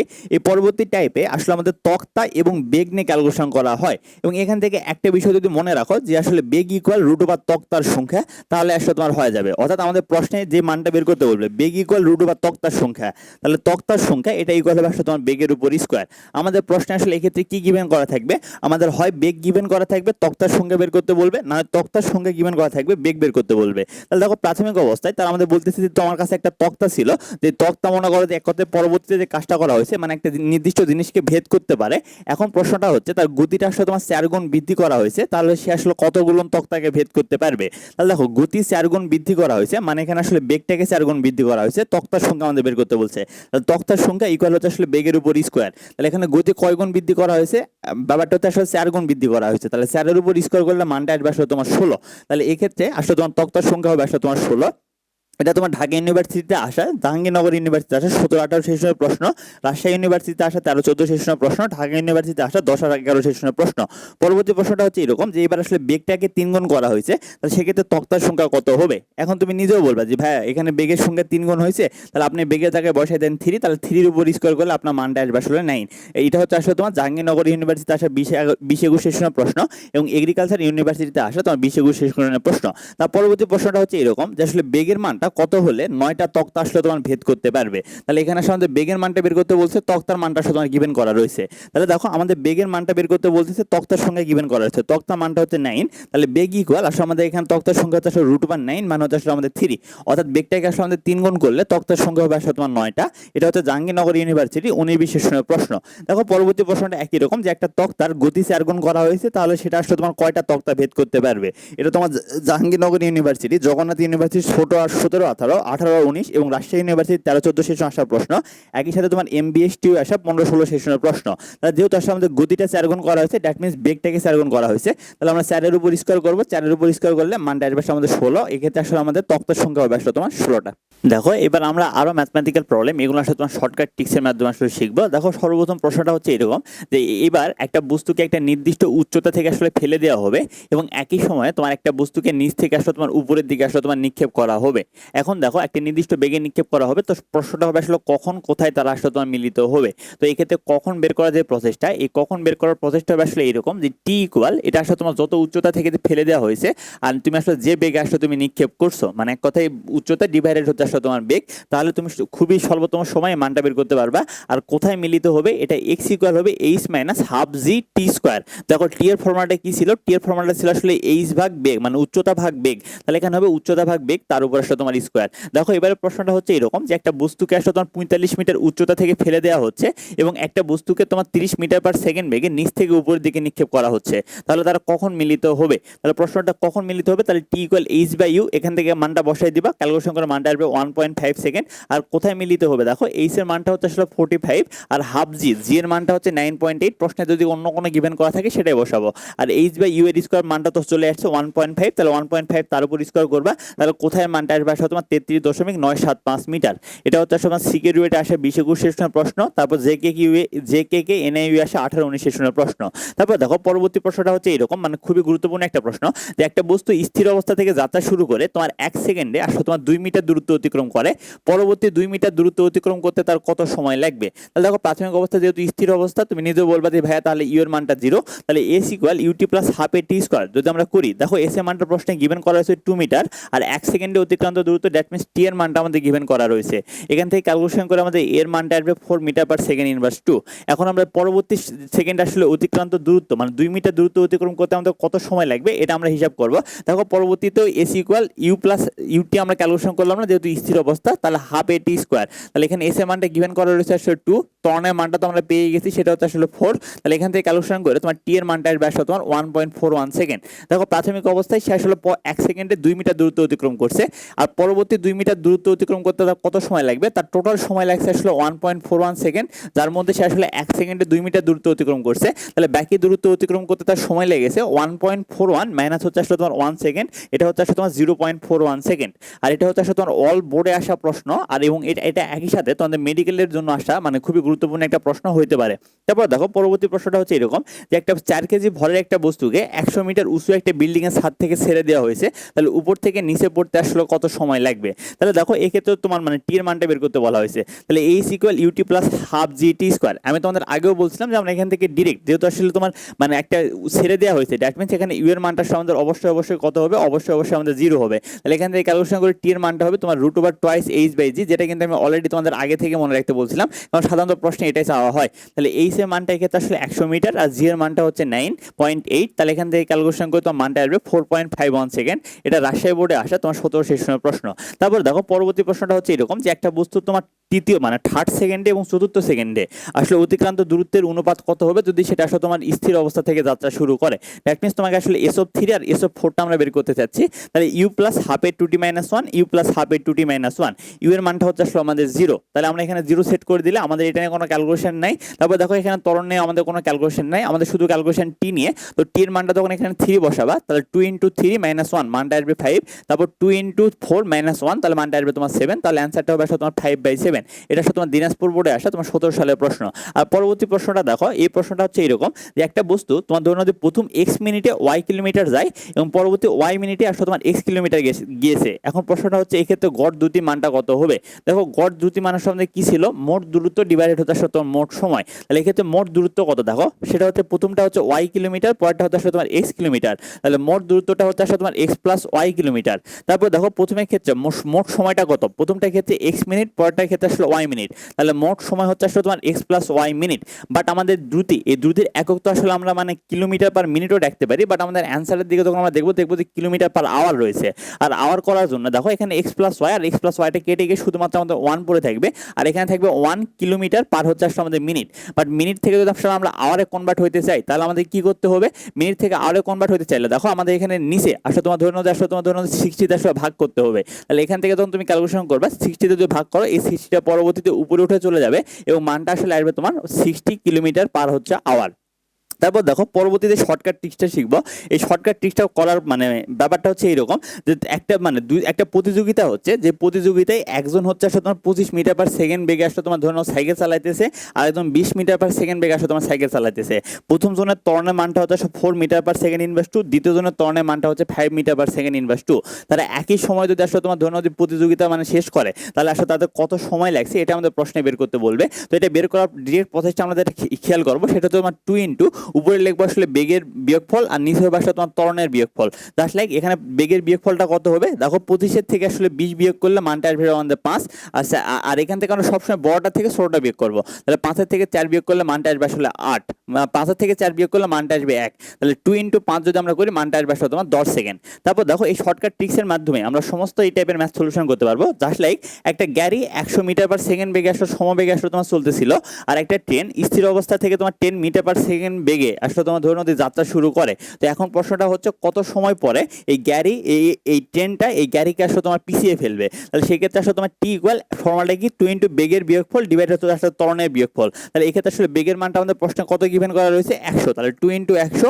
আর এক্ষেত্রে তোমার ত্বরণের মানটা কত, সেটা হচ্ছে তোমার 10 মিটার পার সেকেন্ড ইনভার্স 2। তাহলে 2 ইন্টু 100 ডিভাইডেড 10, এখান থেকে ক্যালকুলেশন করে মানটা আসবে তোমার 20 সেকেন্ড। এটা হচ্ছে আসলে তোমার রুয়েটে আসা 11-12 সেশনের প্রশ্ন। তারপর দেখো পরবর্তী প্রশ্ন হচ্ছে এইরকম যে একটা বস্তু 12তম সেকেন্ডে 0.72 মিটার দূরত্ব অতিক্রম করে এবং 16তম সেকেন্ডে 0.96 মিটার দূরত্ব অতিক্রম করে। তাহলে এক্ষেত্রে তোমার ত্বরণের মানটা কত হবে, এটা প্রশ্নে বের করা বলা হবে। তো এটা শর্টকাট ট্রিক্সটা হচ্ছে এরকম, এক্ষেত্রে আসলে ত্বরণ বের করার প্রসেসটা আমরা মানে হিসাব করব যে মোট সরণের বিয়োগফল ডিভাইড হচ্ছে আসলে তোমার সময়ের বিয়োগফল। জাস্ট লাইক এক্ষেত্রে তোমার সরণটা আসলে কত ছিল, সরণটা ছিল আসলে তোমার 0.72 আর আরেকটা সরণ ছিল তোমার 0.96। তাহলে আমি উপরে লিখবো আসলে তোমার সরণের বিয়োগফল, দ্যাট মিনস বড়টার থেকে ছোটটা বিয়োগ করবো 0.96 মাইনাস 0.72, আর এখানে নিচে হচ্ছে আমাদের আমাদের সময়ের বিয়োগফল মানে হচ্ছে আমাদের 16 মাইনাস 12, এখান থেকে ক্যালকুলেশন করে আমাদের ত্বরণের মানটা আসলে আসবে তোমার 0.06 মিটার পার সেকেন্ড ইনভার্স 2। এখন যদি আমাদের প্রশ্নে কখন আসলে তোমার অ্যাদিবেগের মানটা বের করতে বলে, তাহলে এটা কিন্তু খুবই সহজ, কারণ তুমি অলরেডি ত্বরণের মানটা পেয়ে গেছো। 12তম সেকেন্ডে অতিক্রান্ত দূরত্ব ফর্মুলা কি হবে, ইউ প্লাস হাফ এর 2t মাইনাস 1। তাহলে এক্ষেত্রে জাস্ট বসাই দিব 12তম সেকেন্ডে অতিক্রান্ত দূরত্ব 0.72, বসাই দিবা 0.72। ত্বরণের মান তো আসলে জানো, টি এর মানটা 12, এখান থেকে ক্যালকুলেশন করে অ্যাদিবেগের মানটা কিন্তু আসলে তুমি পেয়ে যাবা। তারপর দেখো পরবর্তী ট্রিকটা হচ্ছে এরকম যে একটা বস্তু প্রথম 5 সেকেন্ডে তোমার 30 মিটার দূরত্ব অতিক্রম করে, পরবর্তী আসলে 8 সেকেন্ডে তোমার 64 মিটার দূরত্ব অতিক্রম করে। তাহলে এই ক্ষেত্রে আসলে তোমার ত্বরণের মানটা আসলে তোমার কত হবে? তাহলে এই ক্ষেত্রে শর্টকাট ট্রিকটা বা ত্বরণ বের করার যে প্রসেসটা হবে সেটা হচ্ছে তোমার 2 ইনটু, দেখো সেটা হচ্ছে আসলে তোমার মানে s2 ডিভাইডেড t2, মানে হচ্ছে আসলে তোমার সরণ ডিভাইডেড সময় মাইনাস সরণ ডিভাইডেড সময় মানে আসলে বেগ। আর এখানে নিচে হবে আসলে তোমার t1 প্লাস t2 মানে হচ্ছে আসলে আমাদের মোট সময়। তাহলে দেখো প্রাথমিক অবস্থায় 8 সেকেন্ডে মানে এখানে s2, এটা হচ্ছে আসলে s2, এটা হচ্ছে আসলে আমাদের t2, এটা হচ্ছে আসলে আমাদের s1, এটা হচ্ছে আসলে আমাদের t1। তাহলে এখানে s2 এর মানটা হচ্ছে 64, s2 t2 এর মানটা হচ্ছে 8, তাহলে 64 ডিভাইডেড 8 মাইনাস তোমার 30 ডিভাইডেড 5, আর নিচে আসলে হবে তোমার t1 প্লাস t2 মানে আসলে তোমার কত, t1 প্লাস t2 মান হচ্ছে আসলে 5 প্লাস 8। এখান থেকে ক্যালকুলেশন করে তোমার ত্বরণের মানটা আসবে 0.307 মিটার পার সেকেন্ড ইনভার্স 2। তারপরে দেখো পরবর্তী যে ম্যাথটা আসলে আমরা শিখবো, এই ম্যাথটা আসলে মানে খুবই গুরুত্বপূর্ণ এবং একই সাথে মানে আমরা ট্রিক্সের মাধ্যমে শিখবো।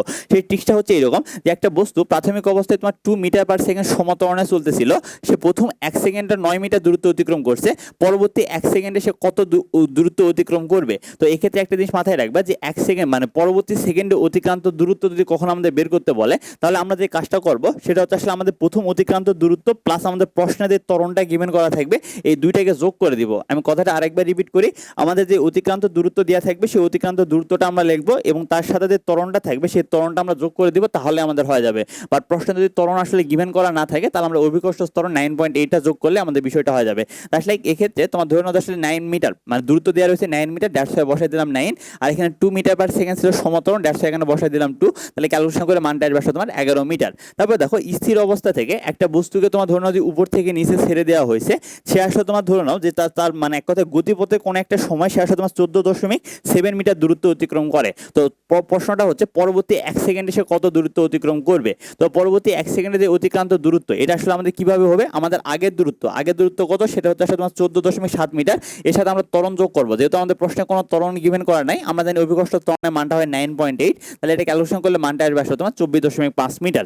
তারপর দেখো একই রকমের প্রশ্ন, সেটা হচ্ছে একটা বস্তু তোমার থার্ড সেকেন্ডে মানে তৃতীয় সেকেন্ডে 50 মিটার দূরত্ব অতিক্রম করে, তো প্রশ্নটা হচ্ছে তার চতুর্থতম সেকেন্ডে অতিক্রান্ত দূরত্ব কত হবে? তাহলে দেখো এটা বের করার প্রসেসটা কি হবে, আমাদের আগের সেকেন্ডে অতিক্রান্ত দূরত্ব এখানে কত 50, এর সাথে আমি কি করব অভিকর্ষ ত্বরণ 9.8 যোগ করব, যেহেতু আমাদের ত্বরণের মানটা গিভেন করা নাই, তাহলে ক্যালকুলেশন করে মানটা আসবে আসলে তোমার 58.8 মিটার। দেখো এবার আমরা এই অধ্যায় থেকে আসলে তোমার ইঞ্জিনিয়ারিং এর আসলে এখান থেকে আসলে আসা প্রশ্নগুলো আসলে আমরা সলিউশন করব, যেগুলো আসলে আমাদের কাছে খুবই ইজি লাগবে। তো সর্বপ্রথম প্রশ্নটা হচ্ছে আসলে এরকম যে 72 কিলোমিটার পার আওয়ার বেগে একটা গাড়ি আসলে তোমার চলতেছিল, সেই গাড়ি তার সামনে থেকে আসলে তার সামনে 30 মিটার সামনে একটা বালককে দেখতে পেয়েছে। এখন দেখতে পাওয়ার পরে সে যে কাজটা করছে 30 মিটার সামনে বালককে দেখে সে আসলে তোমার 10 মিটার পার সেকেন্ড মন্দনে আসলে তোমার গাড়িটাকে আসলে তোমার থামিয়ে দিয়েছে। তো সর্বপ্রথম প্রশ্নটা হচ্ছে এখান থেকে যে কত মিটার সামনে মানে বালকের কত মিটার সামনে গিয়ে থেমে যাবে, আর গাড়ির ভরটা যদি আসলে 1200 কেজি হয়, তাহলে এখানে প্রযুক্ত বলের মানটা আসলে তোমার কত হবে? তাহলে দেখো এক্ষেত্রে আসলে তোমার এটা ফার্স্টে আসা 12-13 সেশনের প্রশ্ন এবং বুয়েটে আসা 18-19 সেশনের প্রশ্ন। আমি তোমাদের আগেও বলছিলাম যে আমরা ইকুয়েশন ইউজ করবো v square equal you square minus 2as। এখানে কেন এ মাইনাসটা, কারণ এখানে আসলে আমাদের মন্দন হবে, কারণ আমাদের গাড়িটা থেমে যাচ্ছে, দ্যাটস ওয়াই মন্দন হচ্ছে, দ্যাটস ওয়াই আমরা মাইনাস সাইনটা ইউজ করবো। তাহলে দেখো এখান থেকে আমাদের এস এর মানটা যদি আমরা ক্যালকুলেশন করি, এস এর মানটা কি আসবে, দেখো এখানে তোমার থেমে যাচ্ছে মানে শেষ বেগের মানটা হয়ে যাচ্ছে আসলে তোমার 0, তাহলে এখানে তোমার ক্যালকুলেশন করলে মানটা আসবে ইউ স্কোয়ার ডিভাইডেড 2 ইন্টু এ, এটা হচ্ছে আসলে তোমার ত্বরণ। এখানে ইউ এর মানটা দেখো 72 কিলোমিটার, দেখো এটা তোমরা যারা ইঞ্জিনিয়ারিং প্রিপারেশন নাও তাদের জন্য অসুবিধা নেই, বাট যারা ভার্সিটি বা মেডিকেলের প্রিপারেশন নাও তারা একটা জিনিস মাথায় রাখবা যে 72 কিলোমিটার থেকে আসলে তোমার মিটারে কনভার্ট করার প্রসেসটা হচ্ছে 3.6 দিয়ে আসলে ভাগ করতে হয়। আর 72 এই নাম্বারটা খুবই একটা কমন, 72কে আসলে কনভার্ট করলে মানটা যে আসলে 20 হয়, এটা একটু ভালোভাবে মনে রাখবে, কারণ ভার্সিটির প্রশ্নগুলো ডিরেক্ট থাকে। তো এখন দেখো এখান থেকে ক্যালকুলেশন করে এস এর মানটা আসবে তোমার 20 মিটার, দ্যাট মিনস গাড়িটা আর 20 মিটার সামনে যাবে। তাহলে দেখো বালকটা ছিল তার থেকে আসলে তোমার 30 মিটার দূরে, গাড়িটা গেছে আসলে তোমার 20 মিটার দূরে, তাহলে বালকের কত মিটার সামনে এসে গাড়িটা তোমার থেমে যাবে, সেটা আসলে তোমার 30 মাইনাস 20, তাহলে এক্ষেত্রে আসলে অ্যান্সারটা হবে আসলে তোমার 10 মিটার, অর্থাৎ বালকটার আসলে তোমার 10 মিটার সামনে গিয়ে তোমার থেমে যাবে। আর এক্ষেত্রে প্রযুক্ত বলে মানটা কত হবে এম এ, তাহলে দেখো এখানে প্রশ্নে এম এর মানটা গিভেন করা হচ্ছে 1200, এর মানটা হচ্ছে আসলে তোমার 10 metre per second 10 metre per second, তাহলে 1200 ইন্টু আসলে যদি তুমি 10 করো, তাহলে যে মানটা আসলে আসবে সেটা হচ্ছে আসলে 12,000 নিউটন, সেটা হবে মানে ক্যাঙ্ক্ষিত অ্যান্সার। দেখো পরবর্তী ম্যাথটা অনেক ইন্টারেস্টিং একটা ম্যাথ। এই ম্যাথটা হচ্ছে এরকম যে একটা বস্তুকে তোমার ধরে নাও আসলে একটা পাথরকে মানে উপর থেকে একটা ছাদ থেকে আসলে তোমার ছেড়ে দেওয়া হচ্ছে, সে আসলে তোমার 5 সেকেন্ডে আসলে তোমার ভূমিতে পতিত হয়। তো সে যখন আসলে তোমার নামতেছিল তখন তাকে 3 সেকেন্ডে আসলে তোমার থামে দেওয়া হয়েছিল। তাহলে এখন তোমার ব্যাকি দূরত্ব অতিক্রম করতে আসলে তোমার কত সময় লাগবে? এটা হচ্ছে আসলে তোমার রুয়েটে আসা 15-16 সেশনের প্রশ্ন। এখন দেখো একটা ছাদ থেকে ফেলে দেওয়া হচ্ছে, তাহলে আমাদের কোন সূত্র ইউজ হবে? H equal UT plus half জি টি স্কোয়ার। দেখো সে আসলে 5 সেকেন্ডে ভূমিতে পতিত হয়, তাহলে আমরা এখান থেকে ক্যালকুলেশন করে সর্বপ্রথম আমরা টোটাল উচ্চতাটা বের করবো। মানে এখানকার ম্যাথটা হচ্ছে এরকম যে টোটাল উচ্চতা আসলে আমাদের যত ছিল তার আসলে তোমার 3 সেকেন্ডে যে উচ্চতা আসলে অতিক্রম করবে, মানে 3 সেকেন্ডে যেখানে থামিয়ে দেওয়া হয়েছিল, সাপোজ ধরুন যে 3 সেকেন্ডে এখানে থামিয়ে দেওয়া হয়েছিল, তাহলে এই যে ব্যাকি যে দূরত্ব, এই ব্যাকি দূরত্ব অতিক্রম করতে যে সময়টা লাগবে সেটাই আমাদের বের করতে বলা হয়েছে। তাহলে আমাদের টোটাল উচ্চতা দেখো এইচ এর মানটা যদি 5 বসে দাও, ক্যালকুলেশন করে টোটাল উচ্চতা মানটা আসবে 122.5। আর 3 সেকেন্ডে যে দূরত্বটা হবে, আমি ধরে নিচ্ছি যে উপর থেকে 3 সেকেন্ডে এতটুকু দূরত্ব অতিক্রম করতেছে, 3 সেকেন্ডে যে দূরত্বটা অতিক্রম হবে সেটা আসলে তুমি যদি এখানে টি এর মানটা বসে দাও 3, তাহলে মানটা আসবে তোমার 44.1 মিটার। তাহলে আমাদের টোটাল উচ্চতা হচ্ছে 122.5 মিটার। 3 সেকেন্ড অতিক্রান্ত দূরত্ব এত, তাহলে আমাদের বলছে ব্যাকি দূরত্ব অতিক্রম করতে কত সময় লাগবে। তাহলে আমাদের ব্যাকি দূরত্বটা কত? ব্যাকি দূরত্ব হচ্ছে এই দুইটা বিয়োগফল ইকুয়াল হচ্ছে আমাদের হাফ জি টি স্কোয়ার, মানে ইউটি প্লাস হাফ জি টি স্কোয়ার। যেহেতু ছেড়ে দেওয়া হয়েছে দ্যাট মিনস ইউ এর মানটা 0, তাহলে এখান থেকে আমাদের ক্যালকুলেশন করে টি এর মানটা দরকার হবে। তাহলে তোমার এখান থেকে ক্যালকুলেশন করে মানটা আসবে 78.4 ইকুয়াল হাফ জি টি স্কোয়ার। ক্যালকুলেশন করে তোমার টি এর মানটা আসবে 4 সেকেন্ড। এবং দেখো তোমরা যারা ভার্সিটি প্রিপারেশন নিবা এবং মেডিকেলের প্রিপারেশন নিবা, তোমরা এই জিনিসটা মাথায় রাখতে পারো, সেটা হচ্ছে আসলে তোমার 78.4 যখন উচ্চতার মানটা হয় সেই ক্ষেত্রে সময়ের মানটা হয় আসলে তোমার 4 সেকেন্ড, এবং একই সাথে যখন সময়ের মানটা হয় আসলে তোমার 4 সেকেন্ড তখন উচ্চতার মানটা হয় আসলে তোমার 78.4। তাহলে এটা যখন যদি মনে রাখো তাহলে দেখবে যে আসলে অনেক ম্যাথমেটিক্যাল প্রবলেম তুমি ডিরেক্ট করতে পারতেছো ক্যালকুলেশন ছাড়াই। তারপর দেখো একটা গাড়ি আসলে তোমার যাচ্ছিল, এটা আসলে তোমার প্রথম 1/4 কিলোমিটার অতিক্রম করতে তার সময় লাগে আসলে তোমার 20 সেকেন্ড, দ্বিতীয় 1/4 কিলোমিটার অতিক্রম করতে তার সময় লাগে আসলে তোমার 30 সেকেন্ড। তো এখন প্রশ্নটা হচ্ছে সম্পূর্ণ থামাতে আর কত দূরত্ব আসলে তোমার অতিক্রম করবে। তাহলে দেখো এই ক্ষেত্রে S equal U T minus half এ টি স্কোয়ার, এই ফর্মুলাটা আমরা ইউজ করবো। কেন? কারণ এখানে আমাদের মন্দনের কথা বলছে, দ্যাটস আসলে আমরা মাইনাস সাইনটা ইউজ করবো। দেখো 1/4 কিলোমিটার মানে হচ্ছে আসলে তোমার 250 মিটার। আর দেখো এখানে তোমার 20 সেকেন্ড, তাহলে এখানে তোমার টি এর মানটা হচ্ছে 20, তাহলে এখানে তোমার 20 ইন্টু ইউ মাইনাস হাফ এ 20 উপর স্কোয়ার। এখন দেখো এখানে ইন্টারেস্টিং পার্টটা হচ্ছে এটাই যে আসলে তোমার দ্বিতীয় 1/4 কিলোমিটার, এই দ্বিতীয় 1/4 কিলোমিটার বলতে আসলে বোঝানো হচ্ছে তোমার ধরে নাও যে আসলে 2 ইন্টু মানে কথায় 1/4 কিলোমিটার, মানে 2 ইন্টু 1/4 কিলোমিটার থেকে মিটারে কনভার্ট করলে মানটা আসলে আসবে হচ্ছে আসলে তোমার ধরে নাও যে আসলে তোমার 2 ইন্টু 250 মিটার। তাহলে 2 ইন্টু 250 ইকুয়াল দেখো এক্ষেত্রে সময়ের মানটা কি হবে? সময়ের মানটা হবে সিম্পলি এই দুইটার যোগফল, মানে এক্ষেত্রে তোমার সময়টা যোগ হয়ে যাবে। তাহলে 20 প্লাস 30 করলে মানটা আসবে তোমার 50, তাহলে 50 ইন্টু ইউ মাইনাস হাফ এ 50 উপর স্কোয়ার। আর এই দুইটা ক্যালকুলেটারে ক্যালকুলেশন করে তুমি এখান থেকে দেখো আমাদের আদিবেগের মানটাও পেয়ে যাবা, এবং এখান থেকে আসলে ত্বরণের মানটাও আসলে তোমার পেয়ে যাবা। তো আদিবেগের মানটা আসলে আসবে আসলে আমাদের 85.6 মিটার পার সেকেন্ড, আর ত্বরণের মানটা আসবে আসলে 1/6 মিটার পার সেকেন্ড ইনভার্স 2। তো এখন প্রশ্নটা হচ্ছে আর সম্পূর্ণ থামাতে আর কত দূরত্ব অতিক্রম করতে হবে, কত দূরত্ব অতিক্রম করবে। জাস্ট লাইক আমাদের এই ক্ষেত্রে কি ছিল? S equal you square divided 2a, এখানে আসলে আমাদের সেম প্রসেসে আমরা ক্যালকুলেশন করবো ইউ স্কোয়ার ডিভাইডেড 2a। তাহলে ইউ স্কোয়ার ডিভাইডেড 2a, তারপরে কিন্তু আমরা তোমার ধরে নাও যে আসলে একটা নাম্বার আসলে আমরা মাইনাস করছিলাম, মানে ছোট নাম্বারটা মাইনাস করছিলাম। সিমিলারলি এখানে তোমার ছোট নাম্বারটা হচ্ছে আসলে 500 মিটার, দ্যাটস ওয়াই মানে রানওয়ের দৈর্ঘ্যটা হচ্ছে 500 মিটার, দ্যাটস ওয়াই এখানে you square divided 2a minus 500 metre যদি ক্যালকুলেশন করো, ক্যালকুলেশন করে মানটা আসলে আসবে 102.0833 মিটার। এটা বুয়েটে আসা 14-15 সেশনের প্রশ্ন। তারপর দেখো পরবর্তী প্রশ্নটা হচ্ছে এরকম যে একটা রানওয়ের দৈর্ঘ্য হচ্ছে আসলে তোমার 100 মিটার, একটা বিমান সে যদি আসলে তোমার 216 কিলোমিটার পার আওয়ার বেগে আসলে তোমার যাতায়াত করে, আর তার ত্বরণের মানটা যদি হয় আসলে তোমার 15 মিটার পার সেকেন্ড ইনভার্স 2, তাহলে সে কি আসলে তোমার উঠতে সক্ষম হবে? তাহলে দেখো এক্ষেত্রে আমরা একটা ক্যালকুলেশন করি যে রানওয়ের দৈর্ঘ্যটাই যদি আমরা বের করতে চাই, যদি আসলে এত কিলোমিটার এবং এত ত্বরণে যায়, তাহলে সেক্ষেত্রে আমাদের রানওয়ের দৈর্ঘ্যটা কত হয় সেটাই আমরা বের করতে যাবো।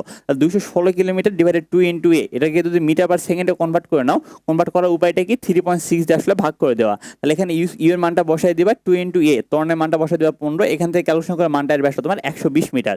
দেখো রানওয়ের দৈর্ঘ্যটা ছিল আসলে 100 মিটার, বাট আমাদের যদি আসলে একটা বিমানের বেগের মান যদি হয় এত এবং ত্বরণ যদি হয় এত, তাহলে সেক্ষেত্রে আসলে আমাদের রানওয়ের দৈর্ঘ্যটা হতে হবে আসলে তোমার 120 মিটার।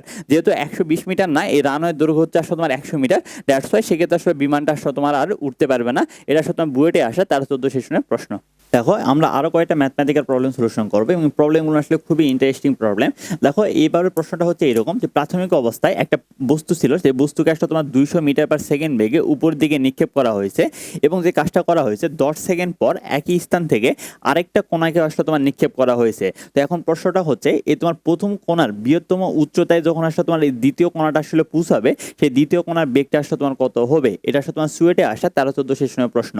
এখন দেখো প্রাথমিক অবস্থায় একটা বস্তুকে যদি আসলে তুমি 200 মিটার পার সেকেন্ড বেগে নিক্ষেপ করো, তাহলে সে সর্বাধিক কত উচ্চতায় আসলে তোমার উঠবে, সেটা হচ্ছে আসলে তোমার ইউ স্কোয়ার ডিভাইডেড 2 ইন্টু জি, মানে বেগের উপর স্কোয়ার ডিভাইডেড 2 ইন্টু ত্বরণ। তো ক্যালকুলেশন করে এখানে মানটা আসবে 2040.81 মিটার। তারপরে দেখো এখন সর্বাধিক উচ্চতায় মানে পৌঁছাতে কত সময় লাগবে, সেটা হচ্ছে টি ইকুয়াল তোমার ইউ বাই জি। তাহলে এখানে আসলে তোমার দেখো এখানে ইউ এর মানটা হচ্ছে আসলে তোমার 200, জি এর মানটা হচ্ছে 9.8। এখান থেকে তোমার সময়ের মানটা আসবে তোমার 20.408। এখন যে কাজটা করা হয়েছে এই 10 সেকেন্ড পরে মানে একই স্থান থেকে আরেকটা বস্তুকে নিক্ষেপ করা হয়েছে, তাহলে সেই বস্তুটার মানে এক কথায় সর্বাধিক উচ্চতায় উঠতে কত সময়টা লাগবে, সেটা হচ্ছে দেখো 10 সেকেন্ড পরে যেহেতু নিক্ষেপ করা হয়েছে, প্রথম বস্তুটা সর্বাধিক উচ্চতায় যেতে সময় লাগছে 20.408, তাহলে দ্বিতীয় বস্তুটার সময় লাগবে এই 20 মাইনাস 10 সেকেন্ড, তাহলে 20 মাইনাস তুমি এখানে 10.408 যদি করো, তাহলে মানটা আসলে আসবে 10.408 সেকেন্ড। এখন প্রশ্নটা হচ্ছে এই যে তোমার ধরুন সর্বাধিক উচ্চতায় যে মিলিত হলো এই দ্বিতীয় কোণার বেগটা আসলে কত হবে। এখন এটা খুবই সহজ, H equal U T minus half জি টি স্কোয়ার, যেহেতু উপরের দিকে নিক্ষেপ করা হচ্ছে, এখানে এইচ এর মানটা কত, এইচ এর মানটা সর্বাধিক উচ্চতা, ইউ এর মানটা আমাদের বের করতে হবে, টি এর মানটা আসলে তোমার 10.408, জি এর মানটা হচ্ছে 9.8, এখান থেকে ক্যালকুলেশন করে ইউ এর মানটা আসলে তুমি পাবা হচ্ছে 247.08 মিটার পার সেকেন্ড। এটা আসলে তোমার ধরুন যদি চুয়েটে আসা 13-14 সেশনের প্রশ্ন। তারপর দেখো পরবর্তী প্রশ্নটা হচ্ছে আসলে এইরকম, মানে এটা আসলে আরো ইন্টারেস্টিং একটা প্রশ্ন, সেটা হচ্ছে 50 কেজি একজন ব্যক্তির ভর আর গাড়ির ভরটা হচ্ছে 1950 কেজি। সেই গাড়িটা স্থির অবস্থা থেকে আসলে তোমার যাত্রা শুরু করছে, যাত্রা শুরু করে সে আসলে তোমার 10 সেকেন্ড আসলে তোমার সমত্বরণে চলছে, তারপরে 10 মিনিট সমবেগে চলার পরে তাকে আসলে তোমার 1 সেকেন্ডে আসলে তোমার ধরুন যে এক কথায় একটা বল প্রয়োগ করে আসলে তোমার থামানো হয়েছে। আর এখানে আরেকটা ডাটা গিভেন করা রয়েছে যে যাত্রা শুরুর আসলে তোমার 4 সেকেন্ড পরে বেগের মানটা ছিল আসলে তোমার 8 মিটার পার সেকেন্ড। তাহলে প্রশ্নটা হচ্ছে যে এখানে তিনটা ঘটনা ঘটলো, একটা হচ্ছে সমত্বরণ হলো, তারপর সমবেগে চললো, তারপর 1 সেকেন্ডে থামানো হলো, মানে এখানে আসলে তোমার মন্দন হলো। তাহলে এখানে তোমার টোটাল অতিক্রান্ত দূরত্বের মানটা আসলে কত হবে, এটা আসলে তোমার রুয়েটে আসা 8 নং সেশনের প্রশ্ন। তো দেখো আমরা একটু এবং সুয়েটে আসা 13-14 সেশনের প্রশ্ন এবং প্রদত্ত বলের মানটা কত হবে সেটা আমাদের বের করতে হবে। তো প্রাথমিক অবস্থায় আমরা দেখতে যাবো যে আসলে তোমার 10 সেকেন্ড সমান্তরণে চললে অতিক্রান্ত দূরত্ব, তাহলে সেই ফর্মুলা দেখো S equal UT plus half এ টি স্কোয়ার, ইউ এর মানটা কত স্থির অবস্থা, দ্যাট মিনস হচ্ছে আসলে তোমার 0। দেখো এখানে আমরা এর মানটা যদি শুধুমাত্র জানি তাহলে কিন্তু আসলে আমরা প্রথম অতিক্রান্ত দূরত্বটা আমরা বের করতে পারবো। এই জন্য দেখো আমাদের প্রশ্নে গিভেন করা রয়েছে যে 4 সেকেন্ডে 8 মিটার পার সেকেন্ড দূরত্ব অতিক্রম করে। তাহলে দেখো এখানে তোমার ভি ইকুয়াল ইউ প্লাস এটি, এই ফর্মুলা যদি অ্যাপ্লাই করো তাহলে এখানে বেগের মানটা হচ্ছে আসলে 8, স্থির অবস্থা দ্যাট মিনস ইউ এর মানটা 0, এখানে টি এর মানটা কত 4 সেকেন্ড, তাহলে এখান থেকে ক্যালকুলেশন করে তোমার এর যে মানটা আসবে এর মানটা আসবে আসলে তোমার 2 মিটার পার সেকেন্ড ইনভার্স 2, তাহলে এখান থেকে ক্যালকুলেশন করে তোমার এস ওয়ান এর মানটা আসবে আসলে তোমার 100 মিটার। তারপর দেখো এখন এই যে তোমার ধরে নাও যে আসলে তারপরে কি হয়েছে সমতলের দূরত্বটা আমরা পেয়ে গেলাম, এরপরে 10 মিনিট সে আসলে তোমার সমবেগে গিয়েছে। এখন সমবেগে যদি আসলে তোমার যায় তাহলে সেক্ষেত্রে S equal V into T, but এখানে সমবেগে আমাদের টি এর মানটা আসলে আমরা জানি টি এর মানটা 10 মিনিট, মিনিট থেকে আমরা সেকেন্ডে কনভার্ট করে নিব, তাহলে 10 ইন্টু 60 দিয়ে আমরা গুণ করলে হয়ে যাবে। বাট এখানে ব্যাপারটা হচ্ছে এখানে বেগের মানটা নিয়ে আমাদের বেগটা তো আমরা জানি না যে 10 মিনিট পরে বেগ কত হবে। তাহলে দেখো একটা নির্দিষ্ট সময় পরে আমাদের বেগের মানটা বের করার প্রসেসটা কি, সেটা হচ্ছে ভি ইকুয়াল ইউ প্লাস এটি। তাহলে দেখো স্থির অবস্থা থেকে যাত্রা শুরু করছে, দ্যাটস ওয়াই ইউ এর মানটা হবে আসলে তোমার 0, ত্বরণের মানটা এখানে 2 মিটার পার সেকেন্ড, আর যেহেতু 10 মিনিট পর তাহলে টি এর মানটা হবে আসলে 10 মিনিট, 10 মিনিট মানে আসলে তুমি এখানে তার শুধুমাত্র মানে 10 ইন্টু আসলে তোমার 60 দিয়ে আসলে গুণ করবা, তাহলে আসলে তুমি পেয়ে যাবা। তাহলে দেখো এক্ষেত্রে আসলে তোমার ধরে নাও স্থির অবস্থা থেকে 10 সেকেন্ড সমতরণে চলছে, তাহলে এই 10 সেকেন্ড পরে তার বেগটা আসলে কত হবে, এখানে টি এর মানটা তার 10 বসাই দিবা, এর মানটা 2 বসাই দিবা, ক্যালকুলেশন করে আসলে তোমার 10 সেকেন্ড পরে বেগের মানটা আসবে 20 মিটার পার সেকেন্ড। তাহলে এখান থেকে তোমার এস টুর মানটা বাস্তব সমবেগে অতিক্রান্ত দূরত্ব, বেগের মানটা হচ্ছে 20, সময়ের মানটা হচ্ছে 10 মিনিট, ক্যালকুলেশন করে মানটা আসবে আসলে তোমার 12,000 মিটার।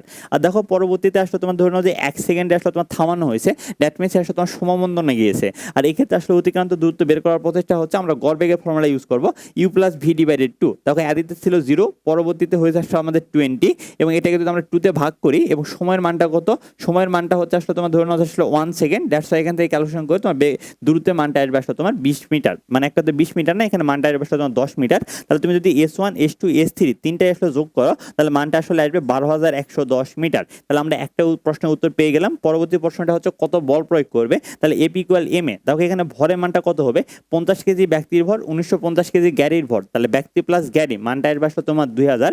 আর এবার ত্বরণের মানটা কত হবে, ত্বরণের মানটা আমি একটু আগে দেখছি 2 মিটার পার সেকেন্ড, তাহলে এখান থেকে দুইটা জিনিস গুণ করে মানটা আসবে আসলে তোমার 40,000 নিউটন। দেখো পরবর্তী প্রশ্নটা আরো ইন্টারেস্টিং একটা প্রশ্ন, সেটা হচ্ছে একটা ক্রিকেট বল রয়েছে, এই ক্রিকেট বলটা তোমার 72 কিলোমিটার পার বেগে মানে আদি বেগে তোমার 2 মিটার/সেকেন্ড ইনভার্স ত্বরণে তোমার 85 মিটার দূরে থাকা বাউন্ডারি লাইনের দিকে আসলে তোমার ছুটতেছে মানে চলে যাচ্ছে। তো এই জিনিসটা দেখে একটা ফিল্ডার যে কাজ করছে সে আসলে তোমার 2 সেকেন্ড পরে তোমার ধরে নাও যে আসলে তোমার বাউন্ডারি থেকে 65 মিটার দূরত্ব থেকে তোমার 15 কিলোমিটার/আওয়ার বেগে সে আসলে তোমার রওনা দিয়েছে। এখন প্রশ্নটা হচ্ছে সে আসলে কত ত্বরণে চললে এই বলটাকে আসলে তোমার ধরতে পারবে। তো প্রাথমিক অবস্থায় আমরা দেখবো যে ক্রিকেট বলটা এই বাউন্ডারিতে যাইতে তার আসলে তোমার কত সময় লাগে। তাহলে S equal UT plus half এ টি স্কোয়ার, এস এর মানটা 85, ইউ এর মানটা 72 করলে আসলে আসবে 20। আর দেখো এখান থেকে আমরা টি এর মানটা বের করবো। তুমি টি এর মানটা এখান থেকে ক্যালকুলেশন করে পাবা হচ্ছে 6.127 সেকেন্ড, অর্থাৎ তার আসলে তোমার 6.127 সেকেন্ড লাগতেছে বাউন্ডারিতে যাইতে।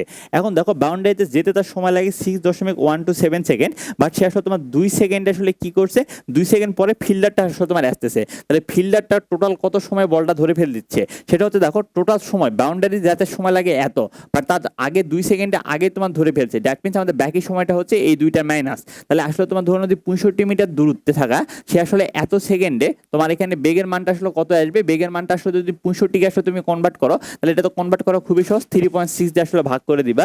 এখানে এস এর মানটা হচ্ছে আসলে আমাদের কত, এস এর মানটা হচ্ছে আসলে তোমার 65, এখানে টি এর মানটা কত আসবে সেটা হচ্ছে তোমার 6.127 মাইনাস 2, তাহলে 4.127। তাহলে দেখো S equal UT plus half এ টি স্কোয়ার যদি করো, এখানে এস এর মানটা কত, এস এর মানটা হচ্ছে আসলে তোমার 65 বসাই দিবা, ইউ এর মানটা আসলে তুমি এখান থেকে 15 কে যদি 3.6 দিয়ে ভাগ করো মানটা পেয়ে যাবা। এখানে তোমার টি এর মানটা হচ্ছে 4.127, এখানেও টি এর মানটা 4.127, এখান থেকে ক্যালকুলেশন করে এর মানটাই আমাদের বের করতে হবে এবং এর মানটা আসবে 5.6 মিটার/সেকেন্ড ইনভার্স 2। আর এটা আসলে তোমার রুয়েটে আসা 8 নং সেশনের প্রশ্ন।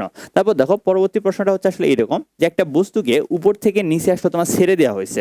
এখন ছেড়ে দেওয়ার পর সময় যে কাজটা হয়েছে সে আসলে তোমার শেষ 1 সেকেন্ডে মোট উচ্চতার আসলে তোমার অর্ধেক দূরত্ব অতিক্রম করে। তো এখন এখানে প্রশ্নটা হচ্ছে এখানে আসলে তোমার পতনকাল মানে টি এর মানটা কত হবে এবং মোট উচ্চতা মানে এইচটা আসলে তোমার কত হবে। তাহলে দেখো শেষ আমাদের বলতে যে শেষ 1 সেকেন্ডে মোট উচ্চতার অর্ধেক অতিক্রম করে, তাহলে মোট উচ্চতা যদি এইচ হয় তাহলে আসলে h/2 হবে আসলে তোমার মোট উচ্চতার অর্ধেক। আর শেষ 1 সেকেন্ডে মানে আসলে তোমার শেষ মানে 1 সেকেন্ডে, তাহলে এই ক্ষেত্রে আসলে বের করার প্রচেষ্টা হবে u plus half g 2t minus 1। এখান থেকে যেহেতু স্থির অবস্থা তাহলে আমাদের ইউ নিয়ে কোনো ক্যালকুলেশন নাই। তারপর দেখো এখানকার 2 আর এখানকার 2টা কেটে যাবে, তাহলে তুমি এইচ ইকুয়াল চাইলে লিখতে পারো জি ইন্টু 2t মাইনাস 1। আবার দেখো মোট উচ্চতা আসলে কত হবে, মোট উচ্চতা হবে আসলে তোমার হাফ জি টি স্কোয়ার, যেহেতু আসলে মোট উচ্চতায় অতিক্রম করতেছে। দেখো এক্ষেত্রে এইচ ইকুয়াল হচ্ছে জি ইন্টু 2t মাইনাস 1, এক্ষেত্রে এইচ ইকুয়াল হচ্ছে আসলে হাফ জি টি স্কোয়ার। তাহলে তুমি চাইলেই কিন্তু লিখতে পারো হাফ জি টি square equal G into 2t minus 1। এই দুইটা নিয়ে যখন তুমি ক্যালকুলেশন করবা, ক্যালকুলেশন করে ক্যালকুলেটারে ক্যালকুলেশন করে তুমি টি এর মানটা পাবা 3.4142 সেকেন্ড। তাহলে দেখো 3.4241 সেকেন্ড হচ্ছে আসলে তোমার সময় লাগতেছে। তাহলে সেক্ষেত্রে আসলে তোমার উচ্চতার মানটা কত হবে, হাফ জি, জি এর মানটা হচ্ছে 9.8 আর টি এর মানটা বসাই দিবা 3.4142 সেকেন্ড। এখান থেকে ক্যালকুলেশন করে তোমার মানটা আসলে আসবে 57.11 মিটার। এটা বুয়েটে আসা তোমার 27 সেশনের প্রশ্ন। তার পরবর্তী প্রশ্নটা দেখো, একটা রকেট সে আসলে তোমার 20 মিটার/সেকেন্ড বেগে উপরের দিকে আসলে তোমার যাচ্ছিল এবং তারপরে যে কাজটা করা হয়েছে সেটা তোমার 10 সেকেন্ড পরে রকেটটার সুইচটা আসলে বন্ধ করে দেওয়া হয়েছে। এখন প্রশ্নটা হচ্ছে রকেটটা আসলে এখন সর্বোচ্চ কত উচ্চতায় উঠবে। এখন দেখো সর্বপ্রথম একটা রকেট তোমার হচ্ছে 20 মিটার/সেকেন্ড বেগে যাচ্ছিল, 10 সেকেন্ড পরে সুইচ বন্ধ করে দেওয়া হয়েছে, তাহলে 10 সেকেন্ড পরে আমাদের বেগটা কত হবে এটাই আমরা ক্যালকুলেশন করবো। তাহলে দেখো এক্ষেত্রে তোমার অভিকর্ষ ত্বরণ এটা মানটা আসলে গিভেন করা রয়েছে আসলে তোমার 10 মিটার/সেকেন্ড ইনভার্স 2। তাহলে দেখো 10 সেকেন্ড পরে তার যে বেগ হবে, দেখো এক্ষেত্রে তোমার ইউ এর মানটা হবে আসলে তোমার 0 আর জি এর মানটা প্রশ্নে গিভেন করা রয়েছে আসলে 10 আর আসলে দেখো আর আমাদের টি এর মানটা আসলে প্রশ্নে গিভেন করা রয়েছে। দেখো এক্ষেত্রে আসলে তোমার এক্ষেত্রে তোমার এইচ ইকুয়াল মানে এক কথা 10 সেকেন্ড পরে যে বেগটা আসলে হবে সেই বেগটা আসলে হবে এখানে তোমার বেগের মানটা কত 20 এখানে দেখো অভিকর্ষ ত্বরণ এই ত্বরণের মানটা হচ্ছে আসলে তোমার 10। তাহলে আমরা এখানে জাস্ট এই দুইটা জিনিস আসলে তোমার গুণ করে দিব। তাহলে এক্ষেত্রে আসলে আমাদের ক্যালকুলেশন করে মানটা আসলে আসবে আসলে তোমার 200 মিটার/সেকেন্ড ইনভার্স 2। এখন এই 10 সেকেন্ডে তার অতিক্রান্ত উচ্চতার মানটা আসলে কত হবে এটা আমরা বের করতে যাব। দেখো এই 10 সেকেন্ডে তার অতিক্রান্ত উচ্চতা এটা আসলে তোমার হবে তোমার ধরে নাও যে এক কথায় হাফ জি টি স্কোয়ার, এখানে হাফটা হাফের মতো রাখলাম, জি এর মানটা হচ্ছে আসলে 10 আর এখানে তোমার টি এর মানটা হচ্ছে 10, ক্যালকুলেশন করে মানটা আসবে আসলে তোমার 1000 মিটার। এখন আমরা দেখতে যাব এই 200 মিটার/সেকেন্ড বেগে যদি আসলে তোমার যায় তাহলে সেক্ষেত্রে আসলে তার বেগের মানটা কত, সর্বাধিক উচ্চতার মানটা কত হবে। তাহলে সেই সর্বাধিক উচ্চতাটা হবে তোমার H equal you square divided 2 into G. তাহলে এখানে এইচ ইকুয়াল ইউ স্কোয়ারের মানটা বা বেগের মানটা এখানে কত হচ্ছে 10 সেকেন্ড পর সেটা হচ্ছে আসলে তোমার তোমার 200 মিটার পার সেকেন্ড। তাহলে এখানে আমরা 200 এর উপর স্কোয়ার করবো, নিচে 2 ইন্টু জি এর মানটা হচ্ছে আসলে 10, দ্যাটস ওয়াই বসাই দিব 10। এখান থেকে ক্যালকুলেশন করে তোমার এই সর্বাধিক উচ্চতার মানটা আসবে আসলে তোমার 2000 মিটার। বাট এটা কিন্তু আসলে কারেক্ট অ্যান্সার হবে না, কেন?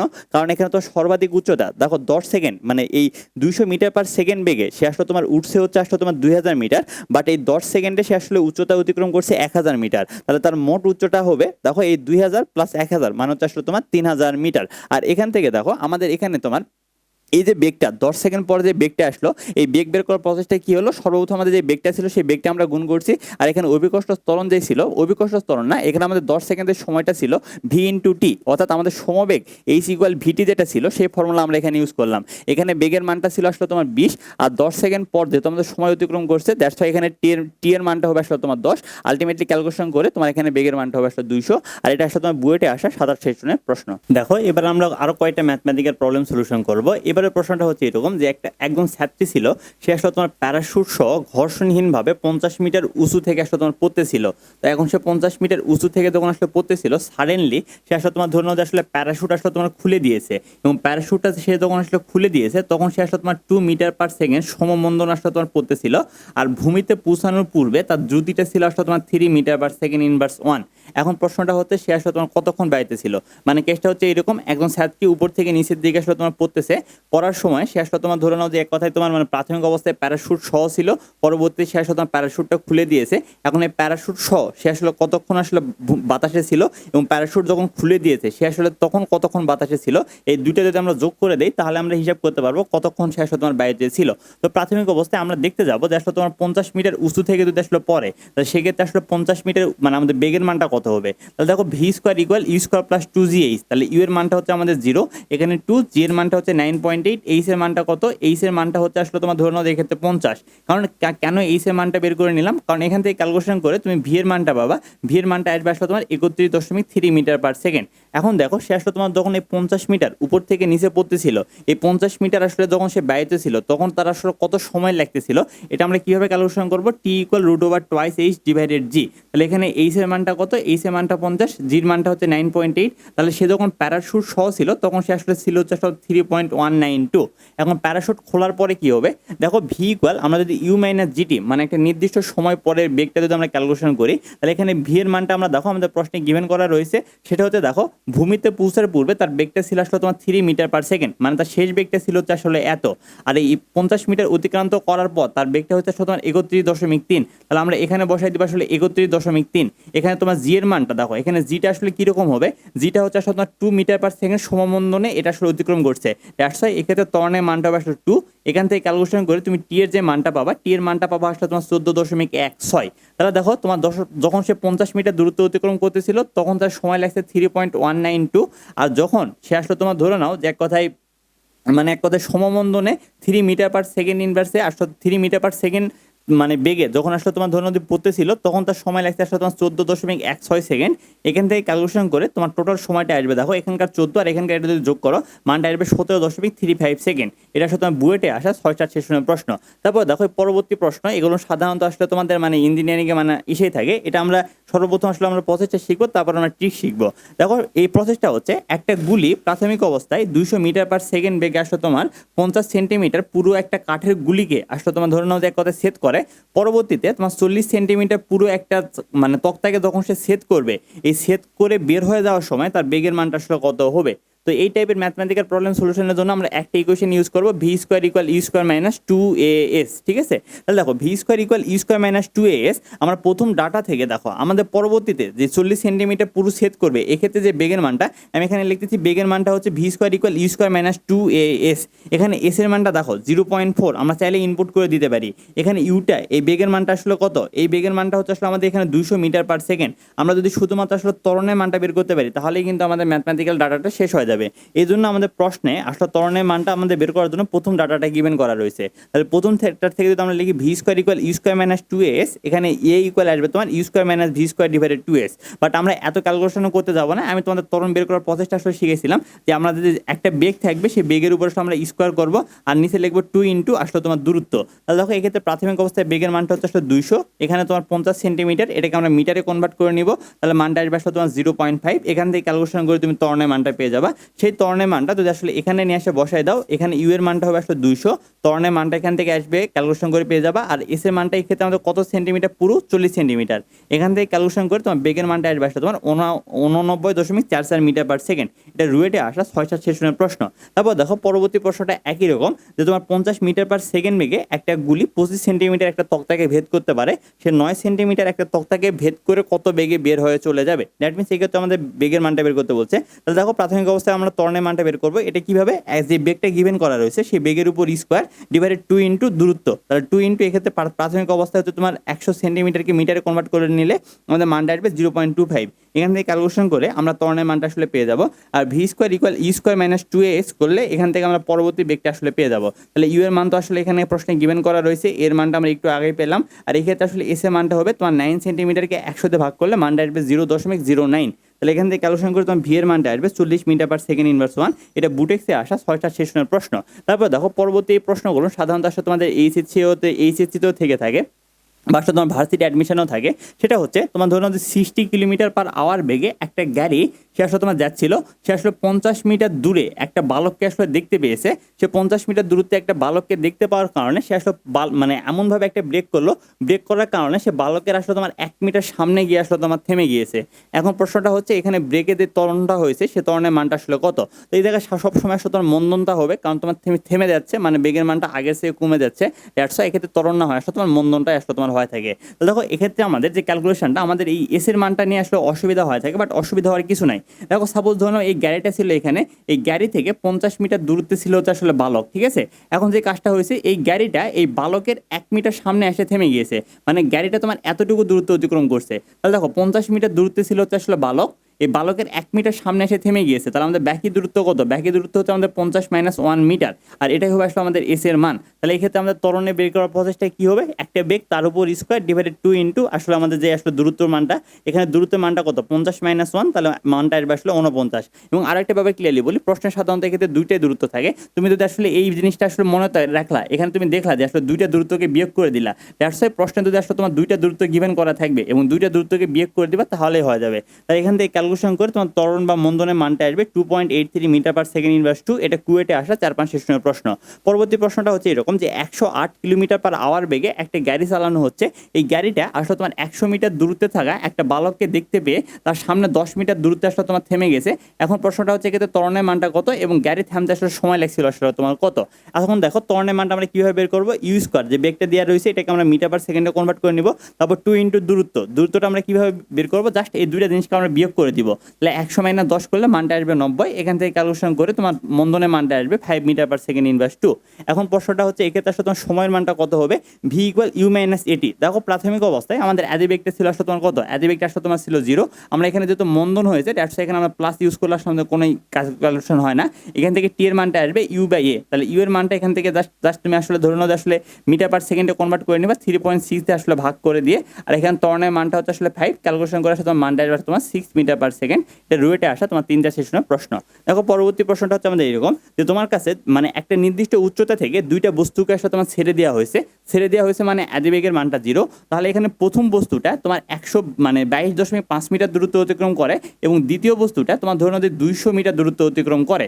এখন প্রশ্নটা হচ্ছে প্রথম বস্তুটা যখন আসলে তোমার মানে ভূমিতে মানে পতিত হয় তখন দ্বিতীয় বস্তুর উচ্চতা এবং বেগের মানটা কত হবে। তাহলে দেখো প্রথম বস্তুর ক্ষেত্রে 122.5 মিটার, এটা আসলে আমাদের আসতে কত সময় লাগে এটা আমরা বের করি। আমাদের সময় লাগবে এইচ ইকুয়াল হাফ জি টি স্কোয়ার। তাহলে এখানে তোমার এইচ এর মানটা হচ্ছে 122.5, এখানে লিখবো হাফ জি, জি এর মানটা হচ্ছে 9.8। এখান থেকে ক্যালকুলেশন করে আমাদের টি এর মানটা আসবে। দ্যাট মিনস আমাদের 5 সেকেন্ড লাগতেছে প্রথম বস্তুর 122.5 মিটার দূরত্ব অতিক্রম করতে। তো প্রশ্নটা হচ্ছে দ্বিতীয় বস্তুর উচ্চতার বেগটা কত হবে। তো দ্বিতীয় বস্তুর উচ্চতাটা কত হবে, দেখো তোমার প্রথম বস্তুটা একটা নির্দিষ্ট উচ্চতা থেকে ছেড়ে দেওয়া হয়েছে, দ্বিতীয় বস্তুটা আসলে তোমার 200 মিটার আসলে তোমার নিচে রয়েছে, আর প্রথম বস্তুটা তোমার আসলে 122.5 মিটার। তাহলে এখন দ্বিতীয় বস্তুর যে উচ্চতাটা, সেই উচ্চতাটা কি জাস্ট সিম্পলি এই দুইটার বিয়োগফল না, মানে এতটুকু ব্যবধানেই কিন্তু আসলে তোমার রয়েছে ভূমি থেকে। তাহলে দ্বিতীয় বস্তুর উচ্চতাটা আসলে হবে তোমার 200 মাইনাস 122.5। এখান থেকে ক্যালকুলেশন করে মানটা আসবে আসলে তোমার 77.5 মিটার। তাহলে দেখো দ্বিতীয় বস্তুর উচ্চতা আমরা পেয়ে গেলাম 77.5 মিটার। আমরা দ্বিতীয় বস্তুর বেগ বের করবো, সেই বেগ ভি ইকুয়াল কি ইউ প্লাস জিটি, যেহেতু ছেড়ে দেওয়া হয়েছে তাহলে ইউ এর মানটা হচ্ছে আমাদের 0 0, জি এর মানটা হচ্ছে 9.8, আর প্রথম পড়তে কত সময় লাগছে সেটা হচ্ছে 5 সেকেন্ড। তাহলে 9.8 ইন্টু 5 করলে মানটা আসবে আসলে তোমার 49 মিটার পার সেকেন্ড ইনভার্স 1। এটা রুয়েটে আসা তোমার 3-4 সেশনের প্রশ্ন। তারপর দেখো পরবর্তী প্রশ্নটা, এটা আসলে ইন্টারেস্টিং, একই সাথে তোমাদের এইচএসসির জন্য গুরুত্বপূর্ণ এবং ভার্সিটি অ্যাডমিশন টেস্টের জন্য গুরুত্বপূর্ণ। সেই প্রশ্নটা হচ্ছে এরকম যে 78.4 মিটার উঁচু একটা জায়গা থেকে একটা পাথরকে তোমার ছেড়ে দেওয়া হয়েছে এবং পাথরটা আনুভূমিক বরাবর মানে ভূমিতে পতিত হয়ে সে আসলে তোমার ভূমি বরাবর 60 মিটার দূরত্ব অতিক্রম করে। তো প্রশ্নটা হচ্ছে আসলে তোমার কত সময় লেগেছে আসলে তোমার মানে এক কথায় উপর থেকে নিচে পড়তে। আর দ্বিতীয় প্রশ্নটা হচ্ছে আসলে কত বেগে আসলে তোমার ছোড়া হয়েছিল। একটা জিনিস এখানে ভালোভাবে মনে রাখো, সে আসলে কিন্তু তোমার ভূমি বরাবর 60 মিটার দূরত্ব অতিক্রম করে, তাকে কিন্তু ছেড়ে দেওয়া হয়েছিল আসলে উপর থেকে নিচে। তাহলে দেখো উপর থেকে নিচে 78.4 মিটার যদি আসলে দূরত্ব অতিক্রম করে, তাহলে হাফ জি টি স্কোয়ার ইকুয়াল 78.4। এখন তুমি নিজেও বলবা যে ভাই আপনি তো মনে রাখতে বলছিলেন যে 78.4 হলে এক্ষেত্রে আসলে সময়ের মানটা হয় আসলে আপনার 4 সেকেন্ড। তাহলে আমরা এক্ষেত্রে আসলে সময়ের মানটা পেয়ে গেলাম। এখন তার শুধুমাত্র আমাদের বেগের মানটা আসলে তোমার বের করতে হবে। এই জন্য দেখো আমাদের আনুভূমিক বরাবর দূরত্ব বা এস এর মানটা গিভেন করা রয়েছে, সেটা তো আসলে তোমার 60 মিটার। আর আনুভূমিক বরাবর কোনো ত্বরণ কাজ করে না, দ্যাটস ওয়াই আনুভূমিক বরাবর দূরত্বটা সবসময় আমাদের ভূমি বরাবর হয়, এস ইকুয়াল ভিটি। তাহলে এস এর মানটা হচ্ছে আসলে 60, এক্ষেত্রে আসলে তোমার টি এর মানটা হচ্ছে আসলে তোমার 4 সেকেন্ড। তাহলে এখান থেকে ক্যালকুলেশন করে ভি এর মানটা আসবে কত, সেটা তো তোমার 60 ভাগ 4, ক্যালকুলেশন করে ভি এর মানটা আসবে 15 মিটার পার সেকেন্ড। এটা বুয়েটে আসে 2-3 সেশনের প্রশ্ন। দেখো এবারের প্রশ্নটা হচ্ছে এইরকম যে একটু আগে আসলে আমরা দেখলাম যে একজন ছাত্রী সে আসলে তোমার ধরে নাও আসলে প্যারাশুট থেকে আসলে পড়তেছিল। তো সে আসলে প্যারাশুট ধরে রাখছিল আসলে তোমার 50 মিটার পর্যন্ত উপর থেকে নিচে পড়ার সময়। তারপর যখন প্যারাশুটটা ছেড়ে দেয় তখন তার আসলে তোমার মন্দনের মানটা হয় আসলে তোমার 2 মিটার পার সেকেন্ড ইনভার্স 2, এবং সে যখন আসলে তোমার ভূমিতে আসলে পতিত হয় তখন তার বেগের মানটা হয় আসলে তোমার 3 মিটার পার সেকেন্ড ইনভার্স 1। তো এখন প্রশ্নটা হচ্ছে এক্ষেত্রে আসলে তোমার টোটাল উচ্চতার আসলে তোমার কত। তো দেখো প্রাথমিক অবস্থায় আমরা যে কাজটা আসলে এখানে করবো, যে আসলে আমরা গতবারের মতো ভি স্কোয়ার ইকুয়াল ই স্কোয়ার প্লাস 2gh, মানে এই 50 মিটার দূরত্বটা যখন সে আসলে অতিক্রম করতেছে তারপরে তার বেগটা কত হচ্ছে, কারণ তার পরবর্তী বেগটা নিয়ে সে আসলে তোমার ধরে নাও যে এক কথায় মানে উপর থেকে নিচে আসলে তোমার পড়া শুরু করবে। তাহলে দেখো তোমার আসলে যখন 50 মিটার দূরত্ব অতিক্রম করবে তখন বেগের মানটা কত হবে, ইউ এর মানটা হচ্ছে 0। তাহলে ভি স্কোয়ার ইকুয়াল তোমার 2 ইন্টু জি ইন্টু এইচ, এখানে জি এর মানটা 9.8, এইচ এর মানটা যদি 50 বসাও তাহলে মানটা আসবে 980। তাহলে v square equal 980, v equal root over 980। এখন দ্যাট মিনস এটার মানে হচ্ছে আসলে তোমার ধরে নাও যে সে প্যারাশুট দিয়ে এতটুকু আসছে, এতটুকু সে আসলে আসার পরে তার বেগ হচ্ছে আসলে তোমার root over 980 metre per second. এখন এখান থেকে সে ব্যাকি যে দূরত্বটা রয়েছে এই ব্যাকি দূরত্বের যাত্রা শুরু করে এবং সে আসলে তোমার 2 মিটার পার সেকেন্ড ইনভার্স মানে মন্দনে যায় এবং তার পরবর্তীতে মানে ভূমিতে পৌঁছার পরে তার বেগটা হয় আসলে তোমার 3। তাহলে এখানে ইউ এর মানটা হচ্ছে আসলে তোমার 980, ভি এর মানটা হচ্ছে আসলে তোমার 300 মানে 3। এটা নিয়ে আসলে যেন কোনো প্রকার সমস্যা না থাকে। এবারে প্রশ্নটা হচ্ছে সে আসলে তোমার টোটাল কত উচ্চতা থেকে পতিত হয়েছে। তো দেখো প্রাথমিক অবস্থায় এই উচ্চতার মানটা দেওয়া রয়েছে 50 মিটার। আমরা যদি সামাও এই উচ্চতার মান বের করতে পারি তাহলে আমাদের হয়ে যাবে। তাহলে এই ক্ষেত্রে আমরা সূত্র অ্যাপ্লাই করলাম, v square equal you square minus 2as। এখানে মাইনাসটা কেন ইউজ করলাম, কারণ এখানে মানে এক কথায় মন্দন হয়েছে তাই। এখানে তুমি চাইলে আসলে প্লাসটা আসলে তুমি ইউজ করতে পারো, আর এক্ষেত্রে এই ইউজ না করে তুমি আসলে জিএইচ এটা আসলে ইউজ করতে পারো, কোনো অসুবিধা আসলে এখানে নাই। তাহলে দেখো এখানে বেগের মানটা কত, বেগের মানটা হচ্ছে আসলে তোমার 980, ইউ এর মানটা হচ্ছে আসলে তোমার 0। তারপর দেখো 2 ইন্টু জি এর মানটাই হচ্ছে ত্বরণ, এখানে কত ত্বরণের যাত্রা শুরু করেছিল 2, তাহলে এখানে 2টা বসাই দিব আর এখান থেকে ক্যালকুলেশন করে আমাদের এইচ এর মানটা আসলে চলে আসবে, মানে আমাদের এখানকার এই উচ্চতার মান চলে আসবে। এই উচ্চতার মান হচ্ছে আসলে তোমার 242.75 মিটার।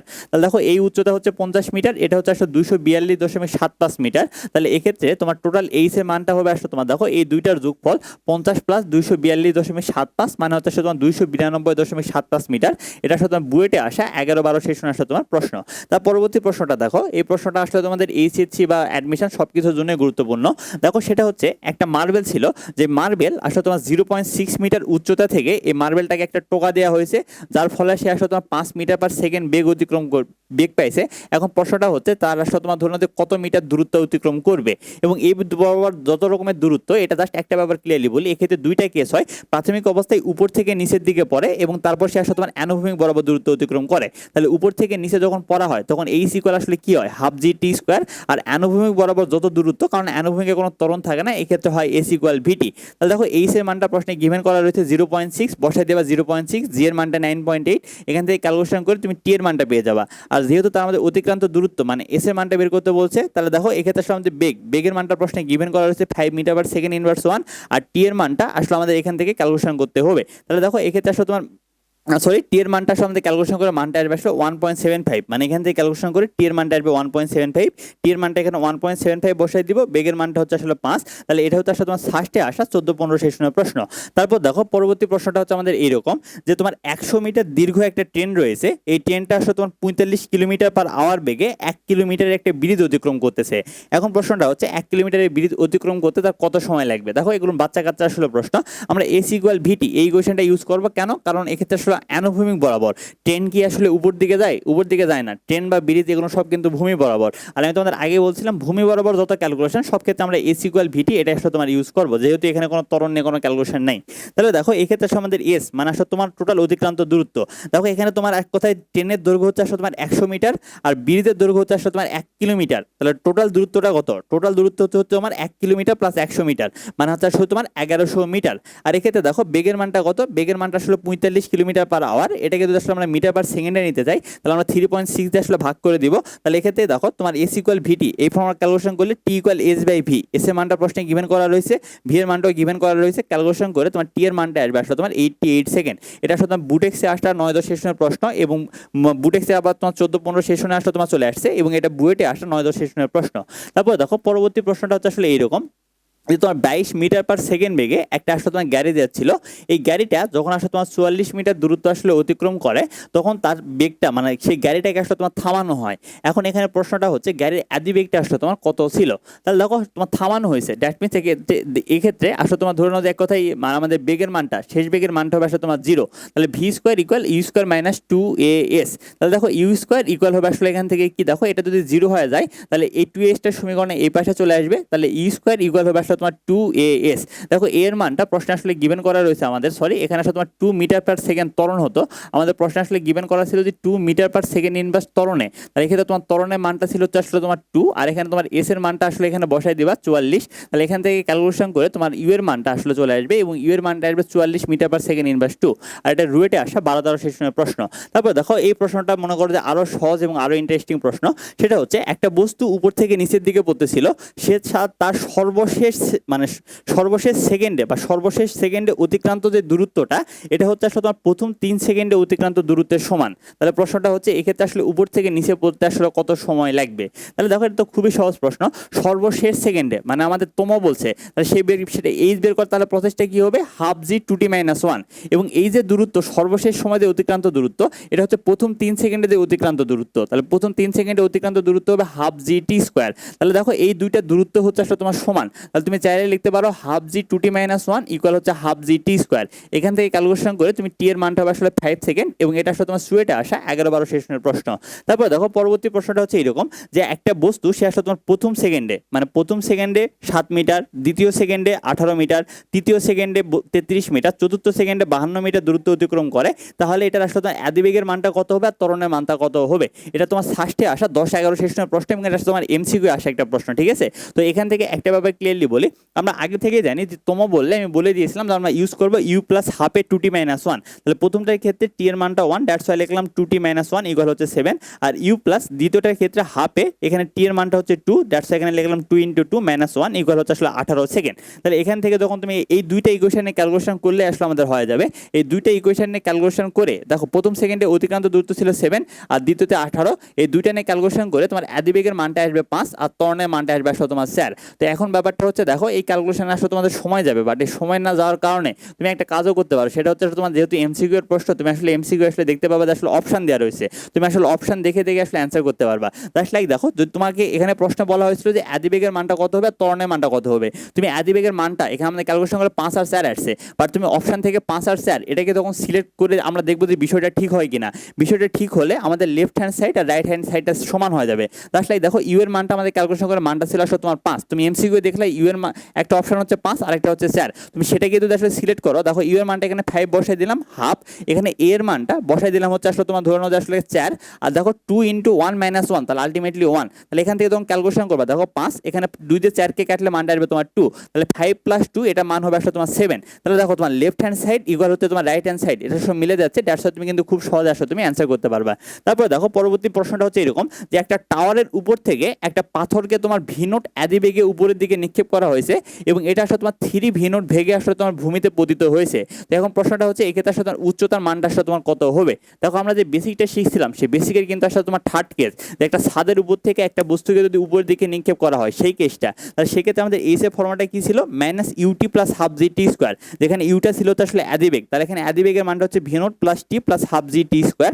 দ্যাট মিনস এক্ষেত্রে এই এইচ এর মানটাই আমাদের বের করতে বলছে। বাট ব্যাপারটা হচ্ছে এখানে আমরা শুধুমাত্র টি এর মানটা আসলে জানি না, টি এর মানটা বের করার জন্য আরেকটা ইনফরমেশন দেওয়া রয়েছে, যে সেটা হচ্ছে আসলে তোমার 3v0 বেগে আসলে তোমার ভূমিতে পতিত হয়। দ্যাট মিনস তার শেষ বেগটা হচ্ছে আসলে তোমার 3v0, তাহলে ভি ইকুয়াল আমাদের থার্ড কেসের ক্ষেত্রে আসলে তোমার ছিল মাইনাস ইউ প্লাস জিটি, তাহলে এখানে ভি এর মানটা হচ্ছে আসলে তোমার 3v0, ইউ এর মানটা হচ্ছে আসলে মাইনাস v0 আর এখানে জি ইন্টু টি, আর যখন মাইনাসটা সমীকরণের এই পাশে হয়ে যাবে তোমার প্লাস, তাহলে 3v0 প্লাস v0, তাহলে আসলে আলটিমেটলি ক্যালকুলেশন করলে আসলে মানটা আসবে আসলে তোমার ধরে নাও 4v0, অর্থাৎ এখান থেকে ক্যালকুলেশন করে তোমার মানটা আসবে 4v0 ইকুয়াল হচ্ছে আসলে তোমার জি ইন্টু টি, তাহলে টি এর মানটা আসবে তোমার 4v0 ডিভাইডেড হচ্ছে আসলে তোমার জি। এখন এই টি এর মানটা যখন তুমি এই সমীকরণ আসলে বসাই দিবা, বসাই দিয়ে ক্যালকুলেশন করে তোমার এইচ এর মানটা আসলে আসবে 4v0 তার উপর স্কোয়ার ডিভাইডেড জি। এটা তোমার ঢাকা ইউনিভার্সিটিতে আসা 20-21 সেশনের প্রশ্ন। দেখো এবার আমরা আরো কয়েকটা প্রবলেম সলিউশন করব। সেই প্রবলেমটা হচ্ছে এইরকম, যে দুইটা গাড়ি এদের মধ্যবর্তী দূরত্ব আসলে তোমার 150 কিলোমিটার, একটা গাড়ি একদিকে তোমার 60 কিলোমিটার পার আওয়ার বেগে যাচ্ছে এবং আরেকটা আসতে তোমার আসলে তোমার 40 কিলোমিটার পার আওয়ার। তো প্রশ্নটা হচ্ছে এদের মধ্যবর্তী সময় মানে কত সময় পরে আসলে তোমার মিলিত হবে। তাহলে দেখো এস ইকুয়াল যদি আসলে তুমি ভিটি করো, তাহলে আসলে তোমার টি ইকুয়াল দ্বারা হচ্ছে আসলে তোমার এস বাই ভি। এখানে দূরত্বের মানটা 150 গিভেন করা রয়েছে, উপরে বসাই দিবে 150, আর নিচে ভিটা কি, ভিটা হচ্ছে বেগ, তাহলে এখানে তোমার 60 প্লাস 40 এই দুটো যদি যোগ করো তাহলে 150/100 করলে মানটা আসবে 1.5 আওয়ার। এটা ঢাকা ইউনিভার্সিটিতে আসা 14-15 সেশনের প্রশ্ন এবং আসলে বরিশাল ইউনিভার্সিটিতে আসা 11-12 সেশনের প্রশ্ন। তারপর দেখো এই পরবর্তী প্রশ্নটা হচ্ছে এরকম, আমরা দিক সম্পর্কে কিন্তু জানি, সেটা হচ্ছে আমরা দ্বিতীয় অধ্যায় শিখছি যে উপরের দিকে হয় নর্থ বা ইস্ট, তার নর্থ বা উত্তর, তারপরে ইস্ট বা পূর্ব, এস বা সাউথ, আর ওয়েস্ট বা হচ্ছে আসলে আমাদের পশ্চিম। তো এবারে প্রশ্নটা হচ্ছে এরকম, যে একজন ব্যক্তি সে আসলে তোমার উত্তর দিক বরাবর 15 সেকেন্ডে আসলে তোমার 90 মিটার দূরত্ব অতিক্রম করে এবং 40 মিটার দূরত্ব অতিক্রম করে তোমার আসলে তোমার ধরে নাও যে এক কথায় মানে দক্ষিণ দিক বরাবর, এটা আসলে তার সময় লাগছে আসলে তোমার 5 সেকেন্ড। তো এই ক্ষেত্রে আসলে তোমার গড় বেগটা আসলে কত হবে। তাহলে গড় বেগ মানে আসলে কি, তোমার মোট দূরত্ব ভাগ মোট সময়। দেখো একটা দূরত্ব হচ্ছে তোমার এই দিকে, আরেকটা হচ্ছে তোমার বিপরীত দিকে, তাহলে এক্ষেত্রে দূরত্বটা হবে আমাদের বিয়োগ, তাহলে এখানে বিয়োগ করে দিলে আমাদের মানটা আসবে 90-40, আর মোট সময়টা কত 15 + 5, তাহলে মানটা আসলে তোমার 20। তাহলে এখানে তোমার 90-40 মানে আসলে 50 মানে হচ্ছে আসলে দেখো তোমার 5/2, আর 5/2 এটা মানে হয় আসলে তোমার 2.5। তাহলে এটাই হচ্ছে আসলে আমাদের গড় বেগের মান। এটা হচ্ছে ঢাকা ইউনিভার্সিটিতে আসা 12-13 সেশনের প্রশ্ন। একই সাথে দেখো এবারে প্রশ্নটা হচ্ছে এরকম, যে একজন ব্যক্তি উত্তর দিক বরাবর আসলে তোমার 45 মিটার দূরত্ব অতিক্রম করে এবং দক্ষিণ দিক বরাবর সে আসলে তোমার 15 মিটার দূরত্ব অতিক্রম করে, আর 45 মিটার দূরত্ব অতিক্রম করতে তার 15 সেকেন্ড সময় লাগে, আর আসলে এই দক্ষিণ দিক বরাবর 15 মিটার দূরত্ব অতিক্রম করতে তার 5 সেকেন্ড সময় লাগে। তাহলে এক্ষেত্রে আসলে তোমার ধরে নাও যে গড় বেগের মানটা কত হবে। তাহলে একই প্রশ্ন, আমরা দূরত্বটা বিয়োগ করে দিব, যেহেতু দুইটা বিপরীত, তাহলে 45 থেকে 15 বিয়োগ করলে মানটা আসবে আসলে আমাদের 30, আর এখানে সময়ের মানটা কত 15 + 5 মান হচ্ছে আসলে 20, আর 30/20 মানে হচ্ছে আসলে তোমার 3/2, আর 3/2 মানে হচ্ছে আসলে আমাদের 1.5। তাহলে এটা হবে আসলে আমাদের কাঙ্ক্ষিত অ্যান্সার। এটা রাজশাহী ইউনিভার্সিটিতে আসা 19-20 সেশনের একটা হচ্ছে তোমার প্রশ্ন। দেখো এর পরবর্তী প্রশ্নটা হচ্ছে আসলে এইরকম, আমরা কিন্তু আগেও দেখছিলাম মানে ম্যাথমেটিক্যাল যখন আমরা বেসিকটা শিখছিলাম তখন আমরা দেখছিলাম যে অতিক্রান্ত দূরত্বটা এটা হয় আসলে তোমার সময়ের বর্গের সমানুপাতিক। এটা আসলে কিভাবে, এস ইকুয়াল আসলে যদি তোমার ইউটি প্লাস হাফ এ টি স্কোয়ার হয়, মানে আসলে তার অ্যাদিবেগের মানটা যদি আসলে 0 হয় এবং সমান্তরালে যায়। তো এবারে প্রশ্নটা হচ্ছে এরকম, যে 4 সেকেন্ডে এবং 2 সেকেন্ডে একটা বস্তুর অতিক্রান্ত দূরত্বের অনুপাতটা বের করতে বলা হয়েছে। তাহলে দেখো সময়ের সাথে দূরত্বের সম্পর্কটা হচ্ছে বর্গের সমানুপাতিক। তাহলে এখানে 4 এর জায়গায় যদি তুমি 4 বসাই দাও তাহলে 4 এর উপর স্কোয়ার, আর 2টা যখন বসাই দিবা তাহলে 2 এর উপর স্কোয়ার। তাহলে এখান থেকে মানটা আসবে, দেখো এখানে মানটা আসবে তোমার 16, আর এক্ষেত্রে আসলে মানটা আসবে কত, এক্ষেত্রে মানটা আসবে তোমার 4। তাহলে 16/4 করলে উপরে মানটা আসবে তোমার 4, আর শুধুমাত্র 4 থেকে দেয় 4 মানে হচ্ছে 4/1। তাহলে 4 সেকেন্ডে অতিক্রান্ত দূরত্ব আর 2 সেকেন্ডে অতিক্রান্ত দূরত্ব, এটা অনুপাতটা হচ্ছে তোমার 4:1। এটা ঢাকা ইউনিভার্সিটিতে আসা 12-13 সেশনের প্রশ্ন। তারপর দেখো পরবর্তী প্রশ্নটা একই সাথে আমরা বেসিকও বুঝবো, ম্যাথমেটিক্যাল প্রবলেমটাও বুঝবো। সেটা হচ্ছে একজন ব্যক্তি তার মানে সে সেখান থেকে আসলে তোমার স্কুলে যায়, স্কুলে যাওয়ার সময় তার বেগটা হয় আসলে তোমার 4 মিটার/সেকেন্ড এবং স্কুল থেকে যখন সে ফেরত আসে তখন তার আসলে বেগটা হয় আসলে তোমার 6 মিটার/সেকেন্ড। এখন প্রশ্নটা হচ্ছে এক্ষেত্রে গড় দ্রুতিটা আসলে তোমার কত। তাহলে দেখো গড় দ্রুতি এটা মানে হচ্ছে তোমার মোট দূরত্ব ডিভাইডেড মোট সময়। তাহলে দেখো আমি ধরে নিচ্ছি যে আসলে মোট দূরত্বটা হচ্ছে আমাদের ডি, অর্থাৎ বাড়ি থেকে স্কুলের যে দূরত্বটা এটা হচ্ছে তোমার ডি পরিমাণ দূরত্ব। তো সে প্রাথমিক অবস্থায় স্কুলে যাচ্ছে তখন তার দূরত্বটা অতিক্রান্ত হচ্ছে আসলে ডি পরিমাণ, আর স্কুল থেকে সে যখন ব্যাক করতেছে তখন আসলে অতিক্রান্ত দূরত্বটা আসলে তোমার ডি পরিমাণ, তাহলে ডি প্লাস ডি এটা মানটা আসলে কত আসবে, এটা মানটা আসবে আসলে তোমার 2d। তাহলে দেখো এখানে মোট দূরত্বটা হচ্ছে আমাদের 2d, আর মোট সময়টা আমরা কিভাবে বের করবো, দেখো এক্ষেত্রে এস ইকুয়াল ভিটি, তাহলে টি ইকুয়াল এস বাই ভি, এসটা কি ছিল দূরত্ব, এক্ষেত্রে দূরত্বটাকে ধরে নিয়েছি আমরা টি, আর যখন 4 মিটার পার সেকেন্ড বেগে যাচ্ছিল তাহলে এক্ষেত্রে বেগের মানটা হচ্ছে আসলে 4। সিমিলারলি যখন 6 মিটার পার সেকেন্ড বেগে ব্যাক করবে সেক্ষেত্রে সময়ের মানটা হবে দেখো ডি বাই 6। তাহলে দেখো এক্ষেত্রে আসলে মোট সময়টা হচ্ছে একটা হচ্ছে ডি বাই 4 আর একটা হচ্ছে আসলে তোমার ডি বাই 6। এখান থেকে যদি ক্যালকুলেশন করো মানটা আসলে আসবে 4.8 মিটার পার সেকেন্ড ইনভার্স 1। এটা রাজশাহী ইউনিভার্সিটি সি ইউনিটে আসা 20-21 সেশনের প্রশ্ন। তারপর দেখো পরবর্তী প্রশ্নটা হচ্ছে এরকম যে একটা বেলুন মানে এক কথায় প্লেন থেকে একটা ঊর্ধ্বগামী বেলুনকে উপরের দিকে আসলে তোমার নিক্ষেপ করা হয়েছে। দ্যাট মিনস এটা তো আমাদের থার্ড কেস, যেমন আমাদের ব্যারিজ ছাদ থেকে উপরের দিকে আসলে তোমার নিক্ষেপ করা হচ্ছিল। তাহলে এখন এটা তোমার 10 সেকেন্ড ধরে আসলে তোমার মানে বাতাসে ছিল, আর এটাকে আসলে নিক্ষেপ করা হয়েছে আসলে তোমার -9.81 মিটার পার সেকেন্ড বেগে। তাহলে এখন এখান থেকে প্রশ্ন হচ্ছে এক্ষেত্রে টোটাল উচ্চতার মানটা কত হবে। আমরা কিন্তু সূত্রটা জানি h equal minus UT plus half GT square. এখান থেকে ক্যালকুলেশন করে মানটা আসবে আসলে তোমার 392 মিটার। এটা রাজশাহী ইউনিভার্সিটি 14-15 সেশন আসা তোমার প্রশ্ন। তারপর দেখো পরবর্তী প্রশ্নটা হচ্ছে আসলে এইরকম যে একজন ব্যক্তি সে আসলে তোমার ধরুন যে মানে এক কথায় পূর্ব দিক বরাবর 5 কিলোমিটার পার আওয়ার বেগে গিয়েছে এবং আসলে তোমার ধরুন পশ্চিম দিক বরাবর 5 কিলোমিটার পার আওয়ার বেগে গিয়েছে। এখন তার আসলে তোমার লব্ধি বেগের মানটা আসলে কত হবে। দেখো দুইটাই কিন্তু দুইটার আসলে বিপরীত, আর দুইটা বিপরীত হলে আমরা কিন্তু আসলে ভেক্টর নিয়মটা আসলে জানি যে বিপরীত হলে আমরা কিন্তু সিম্পলি আসলে তোমার বিয়োগ করে দিতাম, আর একই দিক হলে আমরা যোগ করে দিতাম। তাহলে এক্ষেত্রে আসলে তোমার লব্ধি মানটা হবে আসলে তোমার 0। এটা আসলে তোমার জাহাঙ্গীরনগর ইউনিভার্সিটিতে আসা 19-20 সেশনে আসলে তোমার প্রশ্ন। তারপর দেখো পরবর্তী প্রশ্নটা হচ্ছে আসলে এইরকম যে এফ মানের বল প্রয়োগ করে একটা বস্তুকে আসলে তোমার এস দূরত্বে আসলে তোমার থামানো হয়েছে। এখন যদি বেগ দ্বিগুণ করা হয় বা বেগ যদি দ্বিগুণ করা হয় তাহলে দূরত্ব আসলে তোমার কত গুণ হবে। দেখো আমরা কিন্তু এই ফর্মুলা শিখতাম v square equal you square minus 2as। এখানে সব কিছু ক্যালকুলেশন বাদ দিয়ে যদি তুমি ভি আর এস এর মধ্যে ইকুয়েশন ইউজ করো, দেখো এখানে ভি এর সাথে এস এর সম্পর্কটা হচ্ছে বর্গের সমানুপাতিক, তাহলে এস এর সাথে আসলে বেগের সম্পর্কটা হবে আসলে তোমার বর্গের সমানুপাতিক। এখন তার আমাদের বেগটা করতেছে দ্বিগুণ, তাহলে এখানে 2 এর উপর স্কোয়ার করে দাও, 2 এর উপর স্কোয়ার করে দিলে মানটা আসলে আমাদের 4, অর্থাৎ এক্ষেত্রে আসলে তোমার 4 গুণ দূরত্ব অতিক্রম করবে। এটা তোমার জাহাঙ্গীরনগর ইউনিভার্সিটি 20-21 সেশনে আসা প্রশ্ন এবং রাজশাহী ইউনিভার্সিটি 17-18 সেশনে আসা প্রশ্ন। তারপর দেখো পরবর্তী প্রশ্নটা হচ্ছে এরকম যে একটা বস্তু স্থির অবস্থা থেকে 8 মিটার পার সেকেন্ড সমান্তরালে তোমার 10 সেকেন্ড চলাচল করছে, তার অতিক্রান্ত দূরত্বটা কত হবে। তাহলে সেক্ষেত্রে অতিক্রান্ত দূরত্বটা কি S equal UT plus half এ টি স্কোয়ার। স্থির অবস্থায় দ্যাট মিনস ইউ এর মানটা হবে 0, হাফ এর মানটা হচ্ছে 8 আর টি এর মানটা হচ্ছে 10। এখান থেকে ক্যালকুলেশন করে মানটা পাবো হতো তুমি 400 মিটার। এটা হচ্ছে তোমার ঢাকা ইউনিভার্সিটিতে আসা 16-17 সেশনের প্রশ্ন, জাহাঙ্গীরনগরে আসা তোমার আসলে 20-21 সেশনের প্রশ্ন এবং 12 সেশনের প্রশ্ন, এবং চট্টগ্রাম ইউনিভার্সিটিতে আসা 20-21 সেশনের প্রশ্ন এবং বাংলাদেশ এগ্রিকালচার ইউনিভার্সিটিতে আসা 14-15 সেশনের প্রশ্ন।